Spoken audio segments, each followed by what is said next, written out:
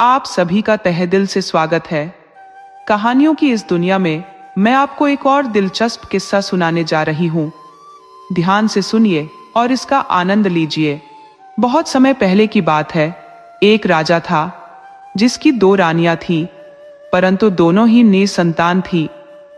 ये चिंता राजा के मन को निरंतर व्याकुल की रहती, क्योंकि वह सोचता था कि उसके विशाल साम्राज्य का उत्तराधिकारी कौन बनेगा। राजा और दोनों रानियां विभिन्न मंदिरों में जाकर भगवान से प्रार्थना करते और महल में भी विधि पूर्वक अनुष्ठान करवाते, परंतु संतान प्राप्ति का वरदान उन्हें न मिल सका। एक दिन एक महात्मा उस राज्य में पधारे। उनकी महानता और आध्यात्मिक शक्तियों की चर्चा शीघ्र ही दरबार में पहुंच गई। राजा ने विचार किया कि क्यों ना उन्हें महल में बुलाकर अपनी व्यथा कह सुनाई जाए, शायद समाधान मिल जाए। राजा ने आज्ञा दी कि महात्मा को आदर पूर्वक महल में आमंत्रित किया जाए।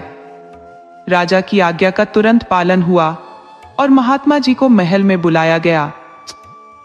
महल पहुंचने पर राजा ने बड़ी रानी से कहा कि महात्मा जी का आदर सत्कार पूरे सम्मान से किया जाए। बड़ी रानी तुरंत तैयार हो गई और महात्मा जी की सेवा में मनोयोग से जुट गई। उन्हें स्वादिष्ट भोजन परोसा और उनका आदर सम्मान किया।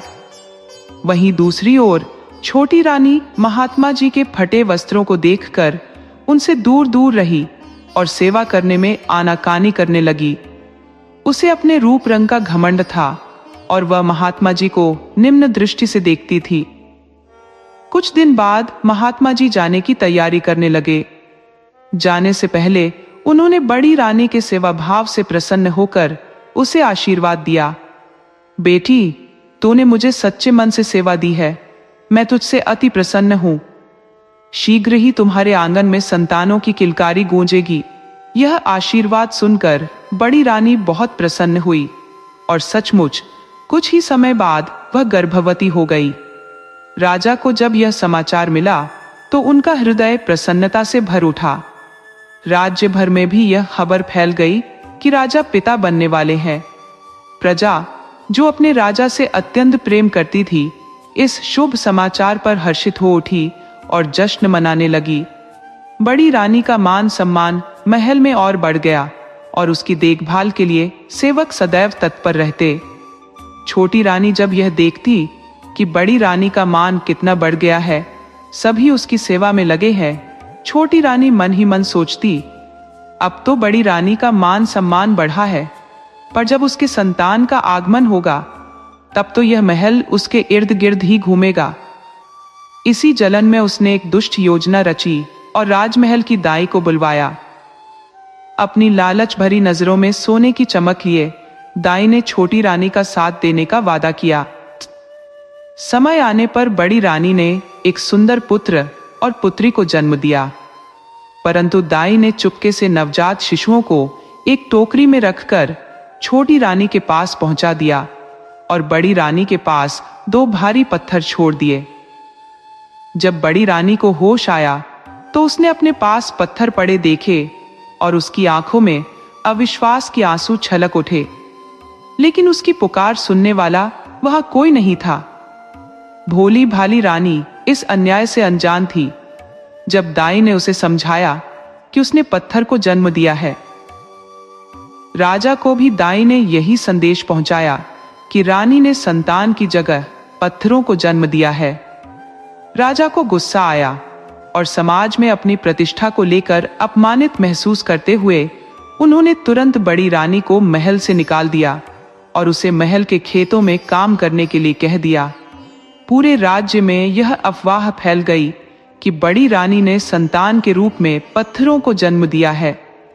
इस बीच छोटी रानी ने अपने 2 विश्वस्त सिपाहियों को बुलाकर टोकरी उनके हवाले की और निर्दयता से कहा, इन बच्चों को ले जाकर समाप्त कर दो और प्रमाण के रूप में उनकी आंखें और दिल निकाल कर लाना।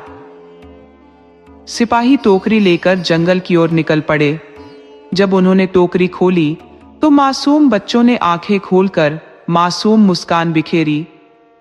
उन बच्चों की मासूमियत ने सिपाहियों के दिल को छू लिया। उनका दिल उन्हें मारने के लिए राजी न हुआ।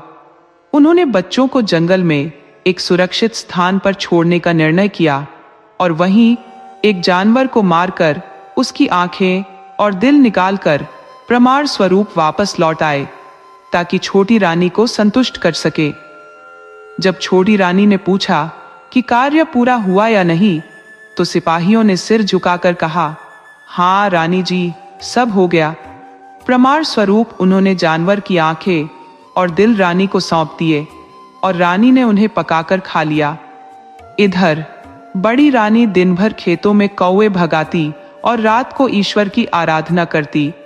उधर दोनों बच्चों को एक कुम्हार मिला जो जंगल में लकड़ियां और मिट्टी बीनने गया था। कुम्हार, जो खुद निसंतान था, उन मासूम बच्चों को देख अत्यंत प्रसन्न हुआ और उन्हें अपने घर ले आया। कुम्हार की पत्नी ने जब उन बच्चों को अपने अंक में भर लिया तो उसकी ममता जाग उठी और संयोगवश उसके सीने में दूध उतर आया। उसने उन बच्चों को अपनी संतान की तरह अपनाया और दोनों का पालन पोषण करने लगी। समय बीतता गया और 5 वर्ष का समय गुजर गया। एक दिन बालक मिट्टी के घोड़े को पानी पिला रहा था जो कुम्हार ने उसे खेलने के लिए बना दिया था। वहीं बालिका अपनी मिट्टी की गुड़िया को तैरना सिखा रही थी। खेल में मग्न बच्चों को देख पास से गुजरती छोटी रानी हंस पड़ी और व्यंग्य से बोली, अरे, क्या कभी मिट्टी का घोड़ा पानी पी सकता है या गुड़िया तैर सकती है? दोनों बच्चों ने पलटकर कहा, क्यों नहीं? जब एक रानी पत्थरों को जन्म दे सकती है तो यह घोड़ा पानी क्यों नहीं पी सकता और यह गुड़िया तैर क्यों नहीं सकती? छोटी रानी को यह सुनकर बड़ा धक्का लगा, मानो उसके मन की सारी आशंकाएं एक सच्चाई बनकर उसके सामने खड़ी हो गई। उसे यकीन हो गया कि ये वही बच्चे हैं। अब उसने ठान लिया कि इस बार उन्हें खत्म करने के लिए कोई और चाल चलनी होगी। उसने बीमारी का बहाना बना लिया। कई वैद्य बुलाए गए पर उसकी हालत में सुधार नहीं हुआ। आखिरकार राजा ने हार मानते हुए उसकी इच्छा पूछी तो रानी ने कहा, बस एक ही उपाय है। यदि उन कुम्हार के बच्चों का कलेजा मुझे मिल जाए तो मैं पुनः स्वस्थ हो सकती हूं, अन्यथा मैं इस रोग से नहीं बच पाऊंगी। राजा का दिल दुविधा में पड़ गया। बड़ी रानी को वह पहले ही खो चुका था और अब छोटी रानी को खोना नहीं चाहता था। राजा ने तत्काल आदेश दिया कि सैनिक उन बच्चों का कलेजा लेकर आए। आदेश पाते ही सैनिक कलेजा लेने निकल पड़े। बच्चों ने सैनिकों को आते देखा और वे जंगल की ओर दौड़ पड़े, जहां एक चंपा का वृक्ष और बांस का पेड़ खड़ा था। भय से बच्चों ने अपनी रक्षा का उपाय खोजा और वे स्वयं चंपा और बांस के वृक्ष में बदल गए। जब सैनिकों को बच्चे नहीं मिले तो उन्होंने एक कुत्ते को मारकर उसका कलेजा राजा के समक्ष प्रस्तुत कर दिया, ये जानते हुए कि खाली हाथ लौटने पर राजा उनसे कुपित होगा।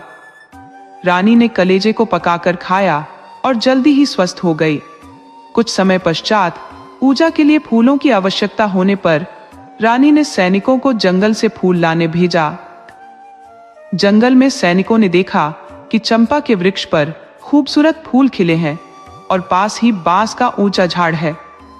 जैसे ही सैनिक फूल तोड़ने के लिए चंपा के पास पहुंचा, चंपा ने धीरे से कहा, भैया बांस, बचाओ। बांस ने उत्तर दिया, हाँ बहन चंपा। और तभी चंपा का वृक्ष अचानक ऊंचाई की ओर बढ़ने लगा, इतना ऊंचा कि सैनिक की पहुंच से परे हो गया। सैनिक आश्चर्यचकित रह गया और तत्काल अपने सेनापति के पास पहुंचकर यह अद्भुत घटना बताई। सेनापति को उसकी बातों पर विश्वास नहीं हुआ, किंतु सैनिक के आग्रह पर वह स्वयं जंगल चल पड़ा। जैसे ही सेनापति चंपा और बांस के पास पहुंचा, चंपा ने फिर वही पुकार लगाई, भैया बांस, सहायता करो।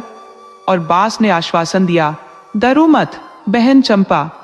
एक बार फिर चंपा का वृक्ष ऊंचाई की ओर बढ़ गया और सेनापति की पहुंच से कोसों दूर हो गया। भयभीत सेनापति बिना विलंब किए दौड़ता हुआ मंत्री के पास पहुंचा और यह अलौकिक घटना सुनाई। मंत्री ने स्वयं इसकी सत्यता जानने का निश्चय किया और राजा के आदेश पर जंगल जा पहुंचा। दूर से ही चंपा ने मंत्री को आता देखा और पुकारते हुए कहा, भैया बांस, संभालो। बांस ने कहा, निश्चिंत रहो बहन चंपा। और जैसे ही मंत्री वृक्ष के पास आया, चंपा आकाश की ओर और भी ऊपर बढ़ गया। मंत्री हक्का बक्का रह गया और सीधे दरबार में जाकर राजा से कहने लगा, महाराज, एक अद्भुत और चमत्कारी घटना का साक्षात्कार हुआ है। कृपया तुरंत मेरे साथ चलिए और इस चमत्कार को देखिए। राजा ने गंभीरता से पूछा, सच्चाई बताओ, आखिर माजरा क्या है? मंत्री ने विस्तार से सारी बातें राजा के सामने रख दी। पूरी कहानी सुनने के बाद राजा ने कहा, मेरी छोटी रानी भी मेरे साथ जाएगी, उसे भी जानना चाहिए कि यह अद्भुत घटना क्या है। इस खबर को पहुंचाने के लिए 2 सिपाही भेजे गए, वही सिपाही जिन्होंने बच्चों को वहां ले जाकर छोड़ा था। दोनों को भय ने घेर लिया था। छोटी रानी भी थोड़ी सहमी, पर शीघ्र ही साहस जुटाकर राजा के साथ चल पड़ी। उधर बड़ी रानी भी पूजा के लिए आवश्यक फूलों के बिना बेचैन हो रही थी और उनकी खोज में निकल पड़ी। संयोग से जब वह छोटी रानी के महल के पास से गुजरी तो उसने छोटी रानी और सिपाहियों की बातचीत के कुछ अंश सुने। राजा और छोटी रानी जैसे ही जाने लगे, बड़ी रानी भी उनके पीछे पीछे पैदल चलने लगी, अत्यंत व्याकुल और चिंतित होकर। चंपा के पेड़ के ऊंचे तने से यह सारा दृश्य स्पष्ट दिखाई दे रहा था। जब सब पास पहुंचे तो चंपा बोल पड़ी, अरे भैया, यहीं रुक जाओ। मास ने उत्तर दिया, हाँ बहन, हाँ बताओ। चंपा ने कहा, छोटी रानी के संग राजा फूल तोड़ने आ रहे हैं। राजा दोनों पेड़ों के पास आकर बोले, बताओ तुम दोनों भाई बहन कैसे पेड़ बन गए? तभी बड़ी रानी भी वहां तक आ पहुंची। चंपा ने जोर से पुकारा और बांस ने कहा, हाँ बहन बताओ। चंपा ने कहा, हमारी माँ जो हमारी ममता में संजीदा रही है, बहुत दुखी होकर यहाँ आई है। बड़ी रानी फूल तोड़ने के लिए आई है। इस पर बांस बोला, बहन उसके पांव में झुको। चंपा जमीन पर झुककर बड़ी रानी के चरणों के पास झूमने लगी और साथ ही बांस का पेड़ भी झुककर उनके पैरों को स्पर्श करने लगा। इसके बाद चंपा और बांस ने राजा को अपने जीवन की पूरी गाथा सुनाई। राजा ने उसी क्षण छोटी रानी को बंदी बनाने का आदेश दिया और उसे अंधेरी कारागार में डालने का निर्देश दिया। इसके पश्चात राजा ने बड़ी रानी से क्षमा मांगी। बड़ी रानी दुखी मन से चंपा और बांस की ओर देख रही थी, मन में विचार कर रही थी कि ये दोनों उसके बच्चे हैं, फिर वे कैसे मनुष्य बनेंगे। जैसे ही बड़ी रानी ने अपने आंसुओं से चंपा और बांस को छुआ, दोनों मनुष्य का रूप धर गए। बड़ी रानी ने अपने पुत्र और पुत्री को गले से लगा लिया और उनसे गले मिलकर फूट फूट कर रोने लगी। राजा भी यह दृश्य देखकर भाव विभोर हो गए और उनकी आंखों में आंसू भर आए। उन्होंने उन तीनों को अपने समीप बिठाया और फिर सभी राजमहल की ओर चल पड़े। पूरे रास्ते संगीत और उत्सव का माहौल बन गया। समूचे राज्य में खुशियां फैल गई। अब राजा अपनी बड़ी रानी और दोनों बच्चों के संग सुखमय जीवन व्यतीत करने लगे और छोटी रानी को कारावास में डाल दिया गया।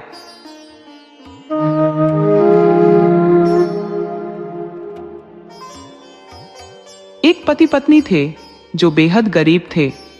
दोनों दिन रात मेहनत मजदूरी करके किसी तरह अपना गुजर बसर करते थे। पत्नी गर्भवती थी और कुछ महीनों बाद उसने एक बेहद सुंदर बच्ची को जन्म दिया, जिसका नाम रखा गया चंपा। चंपा जैसी प्यारी और मासूम बच्ची को देखकर हर कोई उसकी तारीफ करता, मगर उसकी किस्मत में दुख पहले से लिखा था। जन्म के कुछ ही दिनों बाद उसके पिता की मृत्यु हो गई। उसकी माँ और वह दोनों इस दुनिया में बिल्कुल अकेले रह गए। अब चंपा की माँ, जो पहले से ही परेशान थी, घर घर जाकर काम करने लगी। किसी के घर झाड़ू पोछा करती, किसी के घर खाना बनाती। हर दिन वो खुद से संघर्ष करती ताकि चंपा का पालन पोषण कर सके। बड़े घरों से उसे पुराने उतरे हुए कपड़े मिल जाते, जिन्हें वो चंपा को पहना देती। गरीबी का पहाड़ उन पर टूट पड़ा था, लेकिन माँ ने हार नहीं मानी। उसने चंपा को सरकारी स्कूल में पढ़ने भेजा। जहां चंपा ने बड़ी मेहनत से पढ़ाई की और किसी तरह 10वीं की परीक्षा अच्छे नंबरों से पास कर ली। लेकिन अब आगे की पढ़ाई की बात आई तो उसकी मां के हाथ पांव फूल गए। उसने चंपा को समझाया, बेटी, अब मेरे पास उतनी ताकत नहीं बची कि मैं तेरी आगे की पढ़ाई का खर्च उठा सकूं। तेरी फीस, किताबें और बाकी सब खर्चा मैं कैसे उठाऊंगी? चंपा ने जिद पकड़ ली, मां, मेरे 10वीं में अच्छे नंबर आए हैं, मुझे आगे पढ़ने दो, मैं भी तुम्हारे साथ काम कर लूंगी। मां ने थोड़े संकोच के बाद कहा, ठीक है बेटी, अगर तुझे पढ़ाई करनी है तो हम दोनों मिलकर कुछ और काम ढूंढ लेंगे। अगले ही दिन से चंपा भी अपनी मां के साथ काम पर जाने लगी। दिन में वो मां के साथ अलग अलग घरों में काम करती और रात में अपनी पढ़ाई में जुट जाती। कुछ ही समय में उनके पास कुछ और घरों का काम आ गया।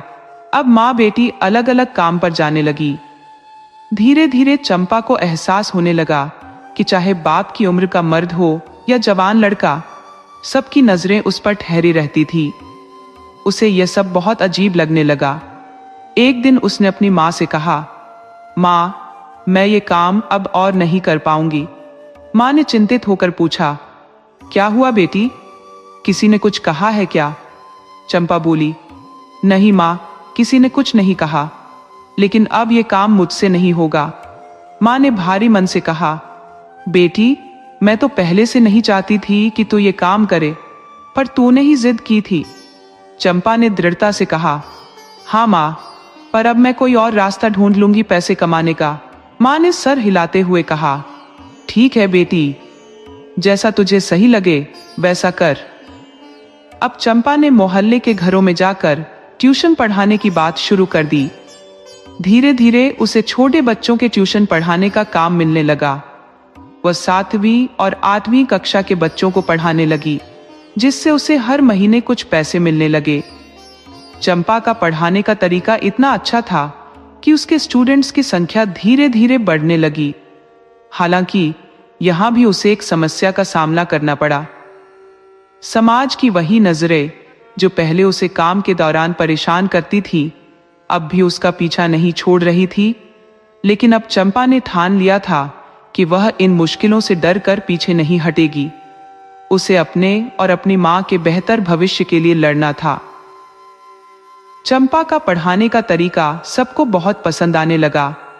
उसकी मेहनत रंग ला रही थी और उसके ट्यूशन के बच्चे दिन प्रतिदिन बढ़ते जा रहे थे। चंपा ने जब बच्चों को घर पर ट्यूशन पढ़ाना शुरू किया तो धीरे धीरे उसकी आमदनी अच्छी होने लगी थी, लेकिन साथ ही उसकी मेहनत भी दोहरी हो गई थी। चंपा की मां कभी कभी अपनी बेटी की हालत देखकर कहती, चंपा, अगर तेरा बाप जिंदा होता तो तुझे इतनी मेहनत नहीं करनी पड़ती, तुझे भी बाकी बच्चों की तरह स्कूल में पढ़ने का मौका मिलता। चंपा अपनी मां के गले में हाथ डालकर कहती, मां, तूने मेरे लिए जितनी मेहनत की है उतनी कोई और नहीं कर सकता था। तू ही मेरी मां भी है और पिता भी। तेरे होते मुझे कभी भी पिता की कमी महसूस नहीं हुई। इस तरह मां बेटी की जोड़ी अपने दिनों को गुजार रही थी। चंपा की 11वीं कक्षा की परीक्षा करीब आ गई थी। उसे खूब मेहनत करनी थी ताकि अच्छे नंबर ला सके। एक दिन उसने अपनी मां से कहा, मां, अब तुम काम छोड़ दो, अब ट्यूशन से इतने पैसे आ जाते हैं कि हमारा गुजारा आराम से चल सकता है। मां ने कुछ सोचते हुए कहा, बेटी, तू सही कह रही है, अब मैं काम छोड़ देती हूँ, इससे तुझे घर के कामों में थोड़ी मदद भी मिल जाएगी। अब चंपा ने परीक्षा की तैयारी पर पूरा ध्यान लगाना शुरू कर दिया। उसने सारे पेपर बहुत अच्छे से दिए और अब रिजल्ट का इंतजार कर रही थी। जिस दिन रिजल्ट आना था, चंपा सुबह से ही बेचैन थी। उसकी मां बार बार उसे समझाती, बेटा, रिजल्ट तो आ ही जाएगा, इसमें परेशान होकर इधर उधर घूमने से कुछ नहीं बदलेगा। चंपा ने कहा, मां, तुम्हें समझ नहीं आ रहा है, इस रिजल्ट पर ही मेरा आगे का भविष्य निर्भर करता है। दोपहर करीब 12 बजे चंपा स्कूल पहुंच गई, जहां रिजल्ट 2 बजे आने वाला था। जैसे जैसे समय करीब आ रहा था, चंपा की घबराहट बढ़ती जा रही थी। उसकी क्लास टीचर एक एक करके नाम पुकार रही थी, लेकिन चंपा का नाम अब तक नहीं आया था। उसकी धड़कन तेज हो गई थी। तभी अचानक उसका नाम पुकारा गया और मैडम ने उसे गले लगाते हुए कहा, चंपा, तुमने अपने सेंटर में टॉप किया है। यह सुनकर चंपा की मेहनत का फल मिल गया था। चारों ओर से उसे बधाइयां मिलने लगी। बिना किसी ट्यूशन के, केवल अपनी मेहनत से उसने सबसे ज्यादा नंबर हासिल किए थे। खुशी खुशी वह तुरंत घर दौड़ी ताकि यह खुशखबरी अपनी मां को बता सके। घर पहुंचते ही उसने दरवाजे से ही चिल्लाया, मां, मेरे सेंटर में सबसे ज्यादा नंबर मेरे आए हैं। उसकी मां ने उसे गले लगाते हुए कहा, मुझे पहले से ही पता था कि मेरी बेटी बहुत अच्छे नंबरों से पास होगी। मां की आंखों में आंसू थे। वो बोली, आज अगर तेरे पिता होते तो उन्हें तुझ पर कितना गर्व होता। चंपा ने अपनी मां का हाथ पकड़कर कहा, मां, वो जहां भी होंगे वो जरूर खुश हो रहे होंगे। फिर मां ने कहा, चल बेटी, कुछ खा ले। सुबह से तूने कुछ नहीं खाया है। मैंने तेरी पसंद की दाल भात और आलू की भुजिया बनाई है। चंपा बोली, वाह मां, फिर तो मजा आ गया। जल्दी से परोस दो, मुझे बहुत जोर की भूख लगी है। दोनों ने हंसी खुशी खाना खाया। थोड़ी देर बाद ट्यूशन का समय हो गया और बच्चे भी आने लगे। सभी बच्चों ने भी चंपा को बधाई दी। पूरे मोहल्ले में यह खबर फैल गई कि चंपा ने सेंटर में टॉप किया है। इसका फायदा यह हुआ कि अब और भी बच्चे ट्यूशन के लिए आने लगे। चंपा की मेहनत रंग लाई थी और अब उसका भविष्य उज्जवल दिखने लगा था। धीरे धीरे चंपा की मेहनत रंग लाने लगी थी। उसके पढ़ाने के तरीके से खुश होकर कुछ और माता पिता ने अपने बच्चों की परीक्षा की तैयारी करवाने के लिए चंपा से गुजारिश की। चंपा ने भी इस जिम्मेदारी को स्वीकार कर लिया, लेकिन अब उसकी जिम्मेदारियां और भी बढ़ गई थी। एक ओर उसे अपनी पढ़ाई करनी थी और दूसरी ओर इन बच्चों की भी तैयारी करवानी थी। पैसे अच्छे मिल रहे थे, मगर बोझ भी लगातार बढ़ता जा रहा था। चंपा की मां, जो पहले से ही चंपा के लिए हर त्याग कर चुकी थी, अब घर के सारे कामकाज खुद ही संभाल रही थी। चंपा के लिए मां कोई काम नहीं करने देती थी, यहां तक कि अपनी बिगड़ती तबीयत का जिक्र भी उससे छुपाती रहती थी। मां के दिल में एक ही सपना था कि उसकी बेटी पढ़ लिख कर बड़ी अफसर बने और उनकी गरीबी हमेशा के लिए खत्म हो जाए। लेकिन तकदीर का खेल किसी के हाथ में नहीं होता। साल कब गुजर गया पता ही नहीं चला। 12वीं के इम्तिहान करीब आ गए। अब तो चंपा को खाने पीने की भी सुध नहीं रही थी। दिन रात वह अपनी किताबों में डूबी रहती। बस एक ही जुनून था, इम्तिहान में अच्छे से अच्छे नंबर लाने का। इस चक्कर में उसे अपनी मां की ओर ध्यान देने का भी वक्त नहीं मिला। मां अब पहले से भी ज्यादा कमजोर और थकी हुई नजर आने लगी थी। लेकिन चंपा को तो बस अपने पेपर की ही चिंता थी। पेपर खत्म हुए और चंपा को लगा कि उसने बहुत अच्छा प्रदर्शन किया है। सारे सवाल उसे आसान लगे थे और उसने पूरी मेहनत से जवाब लिखे थे। पेपर खत्म होते ही उसकी नजर एक दिन मां की तरफ गई। उसने देखा मां बहुत कमजोर लग रही थी। चंपा ने पूछा, मां, तुम्हारी तबीयत तो ठीक है ना? तुम बहुत थकी थकी लग रही हो। मां ने अपनी कमजोर आवाज में जवाब दिया, नहीं बिटिया, मुझे कुछ नहीं हुआ, मैं तो बिल्कुल ठीक हूं। लेकिन चंपा को मां की बातों पर यकीन नहीं हुआ। उसे लगने लगा था कि मां कुछ छिपा रही है। उसने फिर से पूछा, मां, सच सच बताओ, तुम्हारी तबीयत तो ठीक है ना? मैंने पेपर की वजह से तुम पर ध्यान नहीं दिया। मां ने फिर वही जवाब दिया, नहीं बिटिया, ऐसा कुछ भी नहीं है, मैं ठीक हूं। लेकिन कुछ दिनों बाद अचानक मां के पेट में भयंकर दर्द उठने लगा। उस दर्द से मां बुरी तरह तड़प उठी। चंपा ने घबराते हुए कहा, मां, ये कब से हो रहा है? तुमने मुझे पहले क्यों नहीं बताया? मां ने अपनी तकलीफ को छुपाते हुए कहा, अरे ऐसा कुछ नहीं है, कभी कभी थोड़ा बहुत दर्द हो जाता है, आज ही कुछ ज्यादा हुआ है। चंपा ने मां की बातों को अनदेखा करते हुए कहा, मां, अब चिंता मत करो, मैं तुम्हें दवाई दिला लाती हूं, सब ठीक हो जाएगा। वह पड़ोस के डॉक्टर से दवा ले आई और कुछ दिनों तक सचमुच माँ की तबीयत ठीक लगी। इस बीच चंपा ने भी 12वीं के बाद क्या करना है इसकी योजना बनानी शुरू कर दी थी। रिजल्ट अभी आया नहीं था, लेकिन उसने कई जगहों पर फॉर्म भरने शुरू कर दिए थे। ट्यूशन भी जारी था, पर अब माँ का दर्द लगातार बढ़ता जा रहा था। माँ की तबीयत दिन ब दिन बिगड़ती जा रही थी और नीम हकीम की दवाइयां कोई फायदा नहीं कर रही थी। आखिरकार जब एक दिन चंपा ने माँ को दर्द से कराहते हुए देखा तो उसने सारे काम छोड़कर माँ के इलाज की ठानी। उसकी माँ के बिना इस दुनिया में उसका कौन था? चंपा ने सोचा, अब किसी अच्छे डॉक्टर से माँ का इलाज करवाना ही सही रहेगा। माँ ने बहुत मना किया, लेकिन चंपा उसे एक अच्छे फिजिशियन के पास लेकर गई। डॉक्टर ने माँ की हालत देखकर कहा, इस दर्द के लक्षण देखकर तो मुझे लगता है कि अल्ट्रासाउंड कराना जरूरी है, तभी सही कारण का पता चल पाएगा।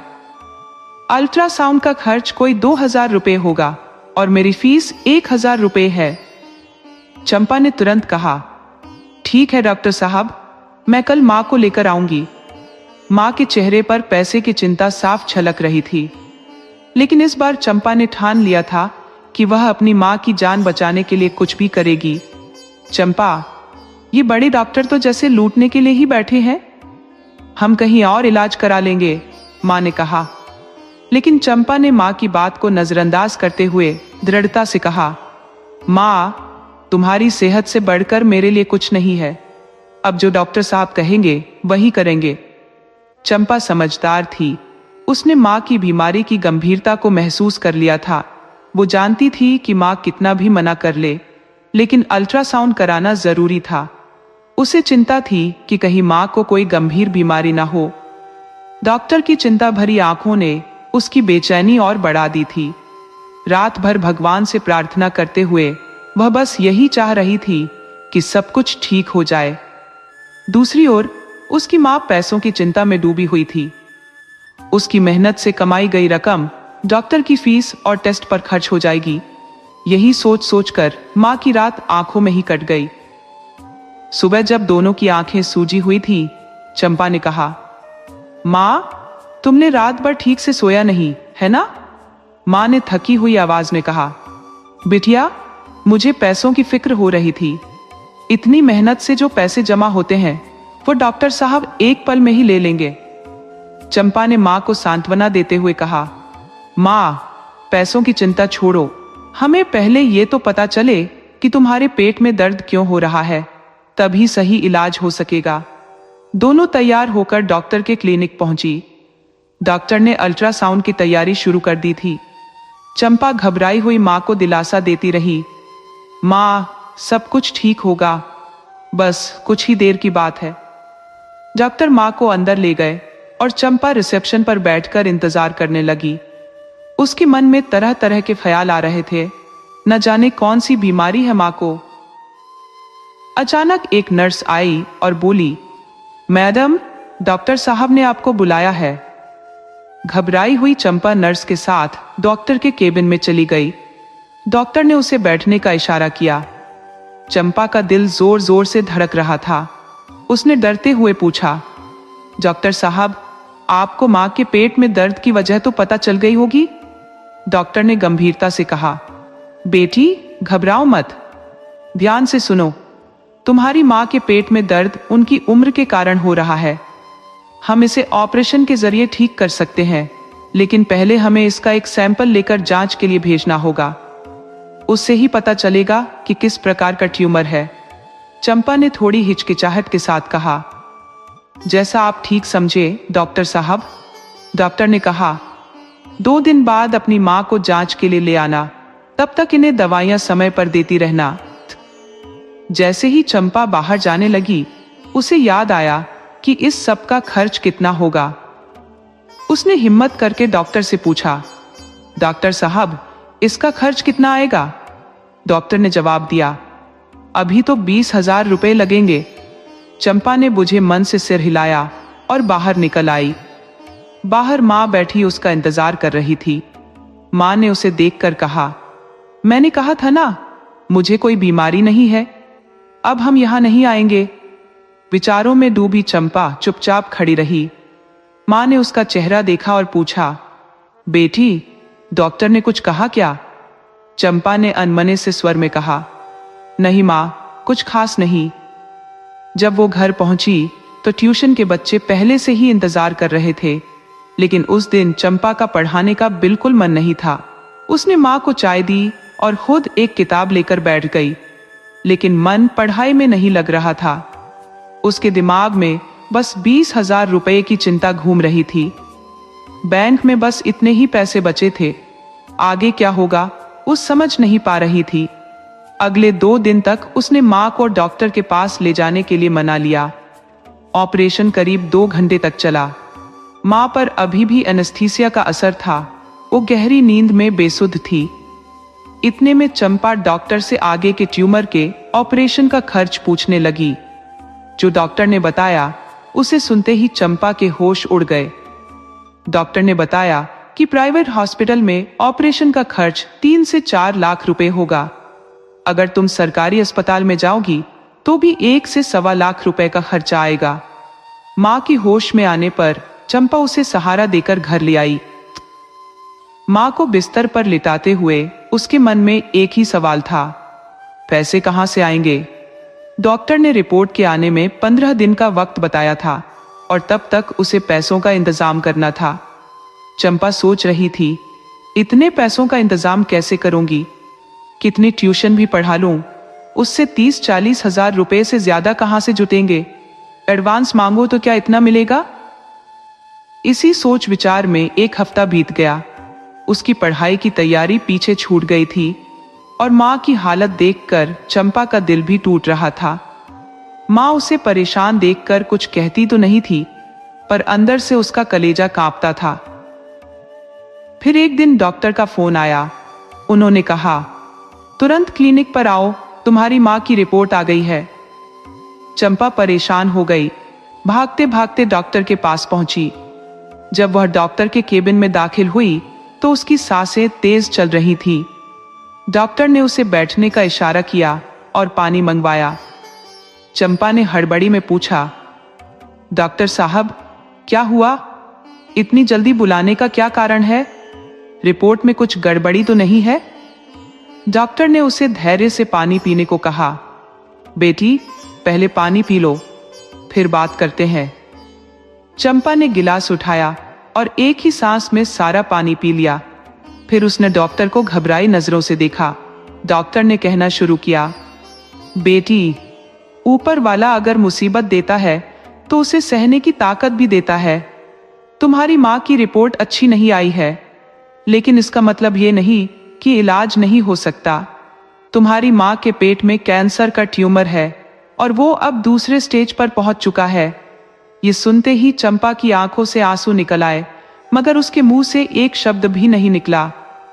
डॉक्टर ने उसे दिलासा दिया, बेटी, घबराने से कुछ नहीं होगा, तुम्हें हिम्मत रखनी होगी, तभी माँ को संभाल पाओगी।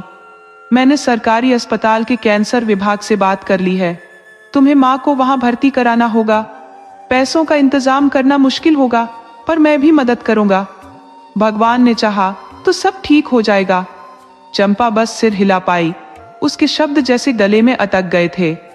पहले ऑपरेशन के खर्चे से परेशान थी और अब ये कैंसर की खबर। कैंसर का नाम सुनते ही अच्छी अच्छों की रूह कांप जाती है। डॉक्टर ने कहा, अभी कुछ और जांचें होंगी, तब तक तुम पैसों का इंतजाम कर लो। चंपा ने बहुत ही धीरे से कहा, जी डॉक्टर साहब, और वह वहां से उठकर घर की ओर चल दी। उसके कदम अब भारी हो चुके थे, मानो वह खुद को घसीटते हुए आगे बढ़ रही हो। चंपा ने सड़क के किनारे से हाथ हिलाकर 3 व्हीलर रुकवाया और उसमें चुपचाप बैठ गई। जब वो घर पहुंची तो उसकी माँ दरवाजे पर उसका बेसब्री से इंतजार कर रही थी। माँ ने तुरंत पूछा, चंपा बेटा, डॉक्टर ने क्या बताया? चंपा ने नजरें चुराते हुए कहा, माँ, कल अस्पताल चलना है, तुम तैयार रहना। माँ ने फिर से जोर देकर पूछा, अरे चंपा, मैं पूछ रही हूं कि रिपोर्ट में क्या निकला? चंपा ने एक गहरी सांस ली। उसकी निगाहें नीचे झुक गई। वह जानती थी कि अगर उसने माँ को कैंसर की बात बता दी तो माँ बहुत परेशान हो जाएगी। इसलिए उसने उस सच को अपने दिल में ही दफन कर दिया। उसकी जिंदगी पहले से ही उलझनों से भरी थी और अब माँ की बीमारी ने उसे और भी परेशान कर दिया था। किसी तरह से वो ट्यूशन पढ़ाकर अपने घर का खर्च चला रही थी, क्योंकि यही उसकी आमदनी का इकलौता जरिया था। रात भर वो बिस्तर पर करवटें बदलती रही। माँ के इलाज के साथ साथ बच्चों को कैसे पढ़ाएगी, यही सोच सोचकर उसकी रात कट गई। सुबह होते ही वो उठकर तैयार हो गई। उसने बच्चों के माता पिता को फोन कर दिया कि आज ट्यूशन नहीं होगी। दूसरी तरफ माँ सुबह जल्दी उठकर भजन पूजन करके तैयार हो चुकी थी। उन्होंने नाश्ता भी बना दिया था। दोनों माँ बेटी खाने के बाद अस्पताल के लिए निकल पड़ी। रास्ते में चंपा ने माँ को कहा, माँ 2 जोड़ी कपड़े भी रख लेना। 3 व्हीलर जब अस्पताल के अंदर पहुंचा तो चंपा के मन में एक अजीब सा डर बैठ गया, लेकिन उसने कुछ नहीं कहा। माँ को लेकर वो कैंसर विभाग में पहुंची, जहां पहले ही डॉक्टर ने रिपोर्ट कंप्यूटर पर भेज दी थी। डॉक्टर ने रिपोर्ट ध्यान से देखी और माँ को भर्ती कर लिया। डॉक्टर ने कहा, आप बाहर बैठिए, इलाज जल्दी ही शुरू हो जाएगा। चंपा बाहर आकर रिसेप्शन पर बैठ गई। उसके मन में भगवान से बस यही प्रार्थना थी, हे भगवान, पिता को तो पहले ही ले लिया, अब माँ को बचा लेना। इतना सोचते ही उसकी आंखों से आंसू बहने लगे।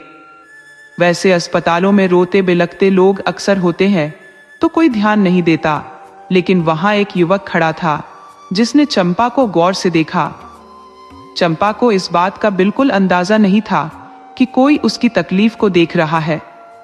कुछ देर बाद उस युवक ने पास आकर कहा, माफ कीजिए, क्या मैं यहां बैठ सकता हूं? चंपा ने सिर हिलाते हुए उसे जगह दे दी। कुछ देर की चुप्पी के बाद युवक ने हल्के से पूछा, आप ठीक है? कोई परेशानी है? चंपा ने उसे घूर कर देखा तो वो थोड़ा घबरा गया, लेकिन फिर मुस्कुराते हुए बोला, हॉस्पिटल का माहौल ही ऐसा होता है जहां हर किसी को परेशानी होती है। चंपा ने कोई जवाब नहीं दिया, लेकिन युवक की हिम्मत बढ़ गई।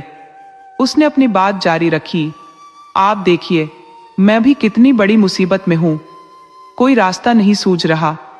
चंपा ने उसकी तरफ देखा, जैसे उसकी परेशानी जानने की कोशिश कर रही हो, लेकिन कुछ बोली नहीं। युवक समझ गया और बोला, यहां मेरी दादी भर्ती है, जिनको कल बहुत बड़ा हार्ट अटैक आया था। चंपा के मुंह से निकला, अब वो कैसी है? युवक ने राहत की सांस लेते हुए कहा, अभी उनकी हालत स्थिर है, पर असल समस्या ये है कि मुझे बहुत जरूरी काम से अमेरिका जाना था, पर दादी के बिना कैसे जा सकता हूं? चंपा ने थोड़ी हैरानी से कहा, दादी से भी जरूरी काम क्या हो सकता है? युवक ने गंभीरता से जवाब दिया, कुछ भी नहीं, दादी से ज्यादा जरूरी तो कुछ भी नहीं। फिर उसने चंपा से पूछा, यहां आपका कौन एडमिट है? चंपा अब तक उससे थोड़ी सहज हो चुकी थी। उसने धीरे से कहा, यहां मेरी माँ है, उन्हें कैंसर है, दूसरी स्टेज पर है। युवक ने अफसोस जताते हुए कहा, मुझे बहुत दुख हुआ, लेकिन आपको हिम्मत रखनी होगी, सब ठीक हो जाएगा। चंपा ने सिर हिलाकर उसका धन्यवाद किया। थोड़ी देर बाद युवक उठकर चला गया। चंपा ने देखा कि कुछ समय बाद वो युवक 2 कप चाय लेकर लौट आया। चंपा की जरूरत के वक्त एक हाथ मदद के लिए आगे बढ़ा, लेकिन वह फॉर्मेलिटी में मुस्कुराते हुए बोली, नो थैंक्स। लड़के ने कहा, कोई बात नहीं, पी लो, फिर कभी तुम पिला देना, हिसाब बराबर हो जाएगा। उदासी के बावजूद चंपा के चेहरे पर हल्की सी मुस्कान आ गई। उसने थैंक्स कहकर चाय का प्याला थाम लिया। उसी वक्त एक नर्स ने आकर चंपा को ढूंढा और डॉक्टर के पास बुलाया। चाय खत्म करके चंपा इंतजार करने लगी कि डॉक्टर उसे बुलाकर कुछ बताएंगे। कुछ देर बाद वार्ड बॉय आया और बोला, मैडम, डॉक्टर साहब ने आपको बुलाया है। चंपा भारी कदमों से डॉक्टर के केबिन में दाखिल हुई। डॉक्टर ने बैठने का इशारा किया और फिर धीरे धीरे सारी बीमारी की गंभीरता को समझाया। उन्होंने कहा, बेटिया, आपकी माँ को अस्पताल में भर्ती कर लिया गया है। अब उनकी देखभाल हमारी जिम्मेदारी है। इलाज लंबा चलेगा और उसके बाद ऑपरेशन भी होगा। खर्चे के बारे में मैंने आपको पहले ही बता दिया था।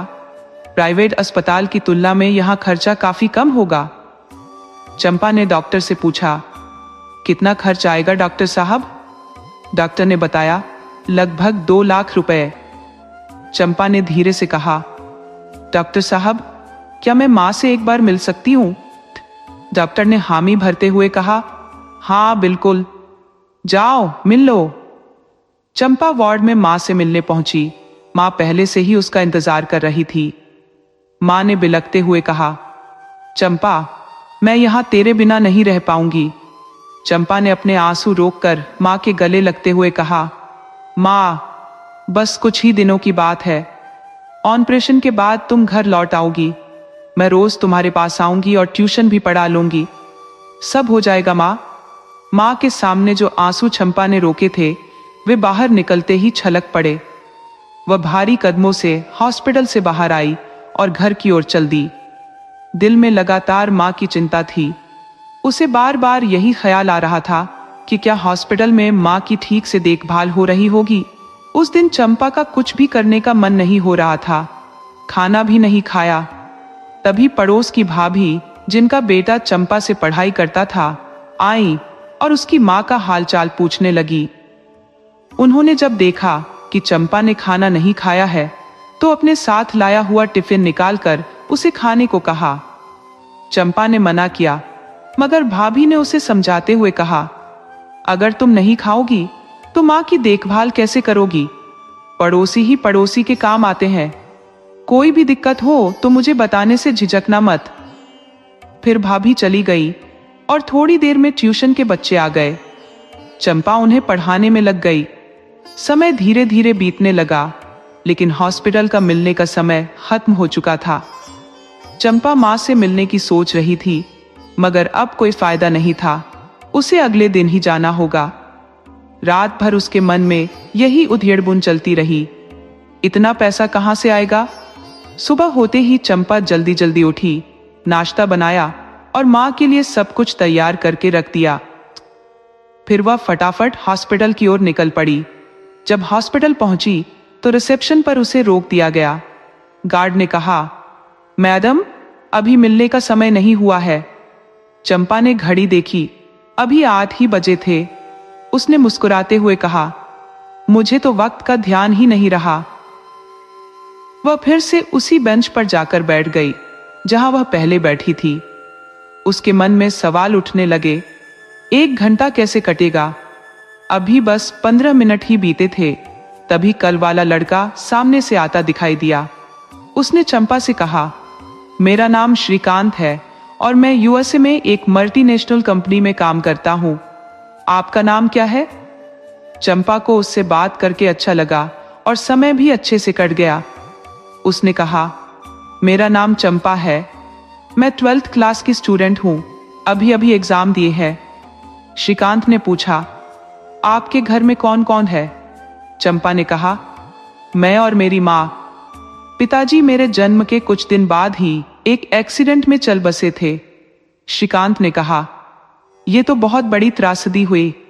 आप अकेले होकर भी इतनी मुश्किलों का सामना कर रही हैं। ये सच में सराहनीय है। चंपा ने धीरे से कहा, जी, जब मुसीबत आती है तो हिम्मत करनी ही पड़ती है। वैसे आपके परिवार में कौन कौन है? श्रीकांत ने कहा, मेरी कहानी भी कुछ ऐसी ही है। जब मैं 9वीं में था तो एक एक्सीडेंट में मेरे माँ बाप गुजर गए थे। मेरे दादा दादी ने मुझे पाला पोसा और पढ़ाया। अब मैं अच्छी पोस्ट पर काम कर रहा हूँ। चंपा ने पूछा, अब आपके दादा दादी कैसे हैं? श्रीकांत ने दुखी होकर बताया, अभी 1 महीने पहले ही दादाजी का स्वर्गवास हुआ है। उसी सिलसिले में इंडिया आया हूँ। अब दादी अकेली रह गई है। वे चाहती हैं कि मैं जल्दी शादी कर लूं ताकि दुल्हन का चेहरा देख सके, मगर मैं अभी शादी के लिए तैयार नहीं हूँ। मैंने एक आया को हायर कर लिया है जो दादी की देखभाल कर रही है। श्रीकांत की बात सुनते हुए चंपा को भी अपनी माँ की चिंता और गहरी लगने लगी। चंपा ने कहा, शायद तुम्हारे बाहर जाने से ही दादी को अकेलापन महसूस हुआ और इसीलिए उन्हें हार्ट अटैक आया। बातें करते करते मिलने का वक्त हो गया और दोनों अपने अपने मरीज से मिलने चले गए। जब चंपा माँ के पास पहुंची तो माँ ने उसे गले लगा लिया। चंपा ने हल्के स्वर में पूछा, माँ, कोई दिक्कत तो नहीं हुई? माँ मुस्कुराते हुए बोली, नहीं बेटा, यहाँ सब ठीक है। नर्स समय पर दवाई और खाना पीना देती है, बहुत ध्यान रखती है। डॉक्टर भी समय समय पर चक्कर लगाते रहते हैं। माँ की बातों से चंपा को थोड़ी राहत मिली। उसने अपने साथ लाया हुआ नाश्ता निकाला, लेकिन नर्स ने मना कर दिया।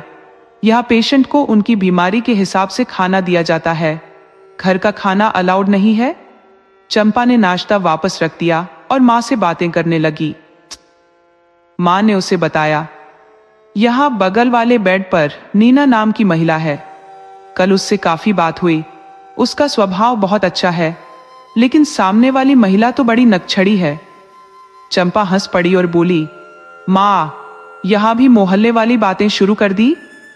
माँ हंसते हुए बोली, क्या करूं बेटा, बातें करते करते समय कट जाता है, नहीं तो तेरी और घर की चिंता लगी रहती है। चंपा ने माँ को तसल्ली देते हुए कहा, माँ, मेरी चिंता मत करो। कल पड़ोस वाली भाभी मेरे लिए खाना लेकर आई थी। कहकर गई है कि अकेला मत समझियो खुद को, आधी रात को भी जरूरत हो तो बुलाना, हम आ जाएंगे। माँ ने सुकून से कहा, अरे वो भाभी बहुत भली है। इतने में गार्ड आ गया और कहने लगा, मिलने का वक्त खत्म हो गया है, अब आपको जाना होगा।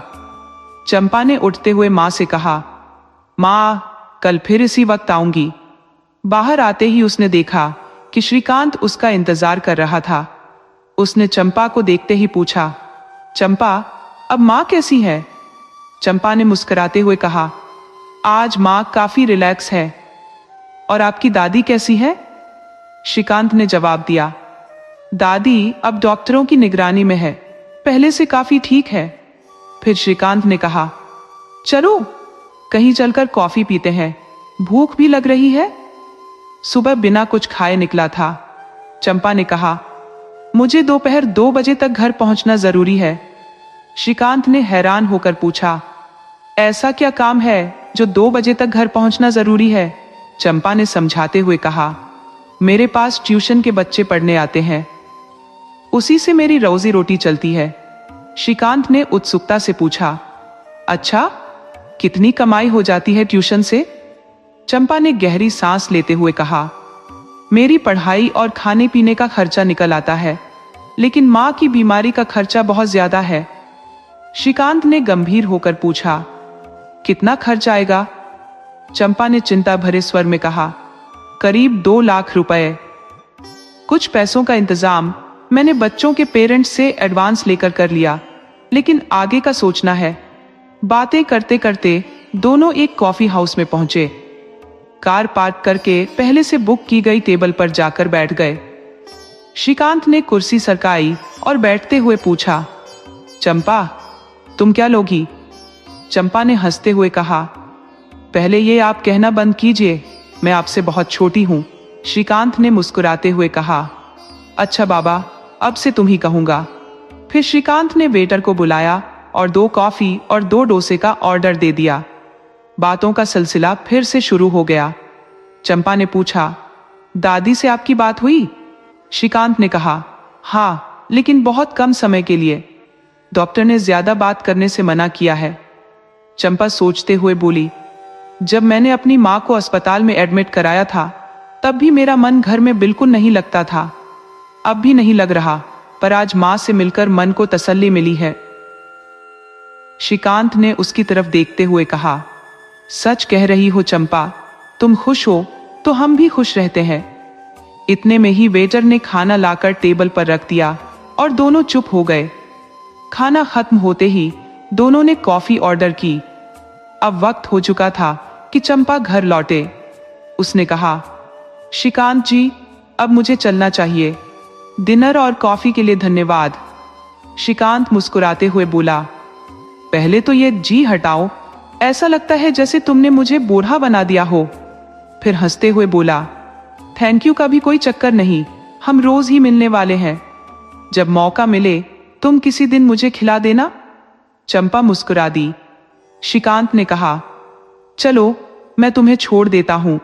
चंपा ने तुरंत मना कर दिया, नहीं श्रीकांत जी, मैं रिक्शे से चली जाऊंगी। आप छोड़ने आओगे तो मोहल्ले में बातें बनेंगी और माँ भी घर पर नहीं है। श्रीकांत ने थोड़ी देर सोचा और फिर कहा, ठीक है, जैसा तुम ठीक समझो। चंपा ने रिक्शा लिया और घर चली गई। उसे अब श्रीकांत का साथ अच्छा लगने लगा था। घर पहुंचते ही कुछ देर बाद ट्यूशन के बच्चे आ गए और वह अपने काम में व्यस्त हो गई। रात को खाना खाकर जब बिस्तर पर लेटी तो श्रीकांत की बातें याद आने लगी और मुस्कुराहट उसके चेहरे पर तैर गई। दूसरी ओर श्रीकांत भी घर पहुंचा, लेकिन उसके मन में कुछ उधेड़बुन चल रही थी। कोई योजना तेजी से उसके दिमाग में घूम रही थी। पूरी रात उसकी करवटें बदलने में बीत गई। सुबह जल्दी उठकर उसने नहाया धोया और जल्दी से तैयार होकर अस्पताल पहुंच गया। वह बेचैनी से चंपा का इंतजार करने लगा। इस बार चंपा ने आराम से उठकर नाश्ता बनाया और गुनगुनाते हुए घर के सारे काम निपटा दिए। उसे मन में शांति महसूस हो रही थी। अब उसे कोई ऐसा मिल गया था जिससे वह अपना सुख दुख बांट सकती थी। जब चंपा अस्पताल पहुंची तब 9 बज चुके थे। मिलने का समय शुरू हो चुका था तो वह सीधी माँ के पास चली गई। उधर श्रीकांत भी दादी से मिलने वार्ड में पहुंचा। आज दादी की तबीयत ठीक थी और वह बात करने के मूड में थी। श्रीकांत को देखते ही बोली, बेटा तू शादी कर ले, मैं तेरी दुल्हन का चेहरा देखकर ही मरना चाहती हूँ। अब जिंदगी का भरोसा नहीं, कब भगवान का बुलावा आ जाए। डॉक्टरों ने भी यही कहा था कि अगर उन्हें फिर से दिल का दौरा पड़ा तो बचना मुश्किल होगा। श्रीकांत ने दादी से वादा किया, जब हम घर वापस चलेंगे तब मैं आपको आपकी होने वाली बहू से मिलवाऊंगा। दादी यह सुनकर खुश हो गई और हंसते हुए बोली, श्रीकांत तू तो बस मजाक करने से बाज नहीं आता, अब बस मेरी शादी देखकर ही मरेगी। उधर चंपा जब अपनी माँ के रूम में पहुंची तो माँ की आंखें बंद थी। उसने नर्स से फुसफुसाते हुए पूछा, मेरी माँ की तबीयत ठीक है, वो सो रही हैं क्या? नर्स ने बताया, नहीं, कल रात उन्हें बहुत दर्द हुआ था, आज उनकी तबीयत ठीक नहीं है, दवाई दी है इसलिए आराम कर रही है। चंपा की आवाज सुनते ही माँ ने अपनी आंखें खोल दी और चंपा को देखते ही वह उसकी ओर खींच गई। चंपा ने भी उन्हें कसकर गले लगा लिया। तभी नर्स ने हल्की आवाज में कहा, मरीज से थोड़ा दूर रहिए। चंपा पास पड़ी कुर्सी पर बैठ गई और माँ से पूछने लगी, माँ अब कैसी तबीयत है? माँ ने धीरे से सिर हिला दिया, जैसे बोलने में उन्हें तकलीफ हो रही हो। चंपा आज जितनी शांत दिख रही थी उतनी ही अंदर से परेशान थी। वह माँ का सिर सहलाती रही, लेकिन माँ चुपचाप आंखें बंद किए लेटी रही। चंपा को माँ की तकलीफ का एहसास हो रहा था और उसकी आंखों में आंसू आ गए, लेकिन उसने खुद को संभाल लिया। मिलने का समय खत्म होते ही चंपा डॉक्टर से मिलने उनके केबिन में चली गई। डॉक्टर ने गंभीरता से कहा, चंपा तुम्हारी माँ की हालत ठीक नहीं है, हो सकता है ऑपरेशन जल्दी करना पड़े, इसके लिए तुम्हें पैसे का इंतजाम करना होगा, साथ ही उनके ब्लड ग्रुप का ब्लड भी अस्पताल में जमा कराना होगा। चंपा ने गहरी सांस ली और कहा, जी मैं सब संभाल लूंगी। बाहर आकर वह श्रीकांत से मिली जो बाहर इंतजार कर रहा था। श्रीकांत ने उसका उतरा हुआ चेहरा देखकर पूछा, क्या हुआ चंपा, माँ ठीक तो है ना? इतना सुनते ही चंपा श्रीकांत के गले लगकर फूट फूट कर रोने लगी, जैसे उसके भीतर जमा हुआ दुख का सैलाब बह निकला हो। श्रीकांत ने उसे ढांढस बंधाते हुए कहा, सब ठीक हो जाएगा, हिम्मत मत हारो, तुम तो बहुत मजबूत हो चंपा। चंपा ने अपने आंसू पोंछे और हल्की सी मुस्कान के साथ बोली, चलो कॉफी पीते हैं, और हाँ आज का बिल तुम दोगे। सुबकते हुए भी उसके चेहरे पर मुस्कान लौट आई। दोनों पास के रेस्टोरेंट में चले गए। कॉफी का ऑर्डर देने के बाद श्रीकांत ने गंभीरता से पूछा, डॉक्टर ने क्या कहा? चंपा ने गहरी सांस लेकर कहा, उन्होंने कहा कि माँ का ऑपरेशन जल्दी करना पड़ सकता है। उनकी हालत ठीक नहीं है और पैसों के साथ साथ ब्लड भी जमा कराना होगा। उनका ब्लड ग्रुप बहुत दुर्लभ है, इसलिए जल्द से जल्द ब्लड का इंतजाम करना होगा। श्रीकांत ने आश्वासन देते हुए कहा, तुम चिंता मत करो, हम सब मिलकर इसका हल निकालेंगे। श्रीकांत ने कहा, चंपा, तुम ब्लड का इंतजाम कैसे करोगी? ब्लड तो कभी कभी रिश्तेदारों से मिल जाता है। क्या तुम्हारे कोई रिश्तेदार हैं जो मदद कर सके? चंपा ने सिर हिलाते हुए उदास स्वर में कहा, पापा के गुजरने के बाद कोई भी नहीं आया हमारे पास। माँ अकेली ही संभालती रही सब कुछ। श्रीकांत कुछ सोचते हुए बोला, मेरे दिमाग में एक विचार है। अगर चाहो तो हम दोनों एक दूसरे की परेशानी का हल निकाल सकते हैं। चंपा ने चौंकते हुए पूछा, कैसे? हमारी दोनों की समस्या कैसे हल हो सकती है? ऐसा क्या अनोखा आइडिया है तुम्हारे दिमाग में? श्रीकांत थोड़ा संकोच करते हुए बोला, देखो चंपा, मेरी बात ध्यान से सुनो। अगर तुम्हें ठीक न लगे तो गुस्सा मत करना। ये बस एक सुझाव है। मैं तुम पर कोई जबरदस्ती नहीं कर रहा हूं। अगर तुम्हें सही लगे तो ही सोचना, वरना हम दोस्त हैं और दोस्त ही रहेंगे। चंपा ने उत्सुकता से कहा, ठीक है, पहले अपना आइडिया बताओ। श्रीकांत ने एक गहरी सांस ली और कहा, तुम्हारी माँ का ऑपरेशन होना है। इसके लिए तुम्हें पैसों की जरूरत है। ब्लड भी ब्लड बैंक से खरीदा जा सकता है। दूसरी तरफ मेरी दादी अपने पोते की शादी देखना चाहती है। डॉक्टर ने बताया है कि अगर उन्हें फिर से हार्ट अटैक हुआ तो वो शायद न बचे। चंपा ने बीच में टोकते हुए कहा, तुम ऐसा क्यों कह रहे हो? कोई नहीं जानता कि भगवान का बुलावा कब आएगा। जब तक वो जिंदा है तब तक हमें उनकी देखभाल करनी चाहिए। श्रीकांत ने गंभीरता से कहा, मैं भी यही कह रहा हूं, लेकिन मेरे पास एक योजना है। अगर हम दोनों आपस में कॉन्ट्रैक्ट मैरिज कर ले तो तुम्हारी माँ के इलाज के लिए जितनी रकम चाहिए वो मैं दे दूंगा। बदले में तुम्हें तब तक मेरी दादी के साथ रहना होगा जब तक वो जिंदा है। चंपा चौंक गई और उसने कहा, कॉन्ट्रैक्ट मैरिज? इसका मतलब क्या है? श्रीकांत ने विस्तार से समझाया, हमारे बीच पति पत्नी जैसा कोई रिश्ता नहीं होगा। यह सिर्फ नाम मात्र की शादी होगी, ताकि मेरी दादी को लगे कि मैंने शादी कर ली है। जब तक दादी जिंदा है तुम उनके साथ रहोगी और मैं अमेरिका में अपनी नौकरी पर चला जाऊंगा। दादी के गुजरने के बाद ये कॉन्ट्रैक्ट खत्म हो जाएगा और तुम पूरी तरह से स्वतंत्र हो जाओगी। तुम्हारे लिए मेरी सारी जिम्मेदारियां भी उसी वक्त खत्म हो जाएंगी। चंपा यह सब सुनकर हक्का बक्का रह गई। वह मन ही मन श्रीकांत को पसंद करने लगी थी, लेकिन इस तरह के रिश्ते के बारे में उसने कभी नहीं सोचा था। उसने कहा, मैं कल तक सोचकर बताऊंगी। घर पहुंचते ही उसका मन बहुत भारी हो गया। ट्यूशन के बच्चों के आने का समय हो चला था, लेकिन आज उसका दिल पढ़ाने का बिल्कुल नहीं था। सिर दर्द का बहाना बनाकर उसने बच्चों को छुट्टी दे दी और श्रीकांत की बातों पर विचार करने लगी। उसके मन में मरता क्या न करता वाली कहावत बार बार गूंजने लगी। माँ की बीमारी और पैसों की तंगी ने उसे घेर रखा था। फिर उसने सोचा, अगर माँ की तबीयत ठीक रहती है तो कल उनसे सलाह कर लूंगी। लेकिन फिर उसे याद आया, माँ कभी पैसे के लिए इस रिश्ते को मंजूर नहीं करेंगी। पूरी रात बेचैनी में बीती। अगले दिन सुबह श्रीकांत के न आने पर वह रिसेप्शन पर बैठकर उसका इंतजार करने लगी। जैसे ही मिलने का समय हुआ, वह भागते हुए माँ के कमरे में पहुंची, लेकिन वहां माँ नहीं थी। चंपा की तो जान ही निकल गई। उसने नर्स से पूछा, माँ कहाँ है? नर्स ने बताया, 9 नंबर बेड के पेशेंट को थेरेपी के लिए ले जाया गया है। चंपा ने घबराते हुए पूछा, उनकी तबीयत कैसी थी? नर्स ने कहा, रात को पेशेंट को खून की उल्टियां हुई थी। यह सुनते ही चंपा के पैरों तले जमीन खिसक गई। वह सर पकड़कर बैठ गई।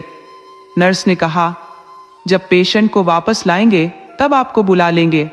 फिलहाल आप बाहर इंतजार कीजिए। चंपा जैसे तैसे उठी और बाहर आ गई, लेकिन उसका सिर चकरा रहा था।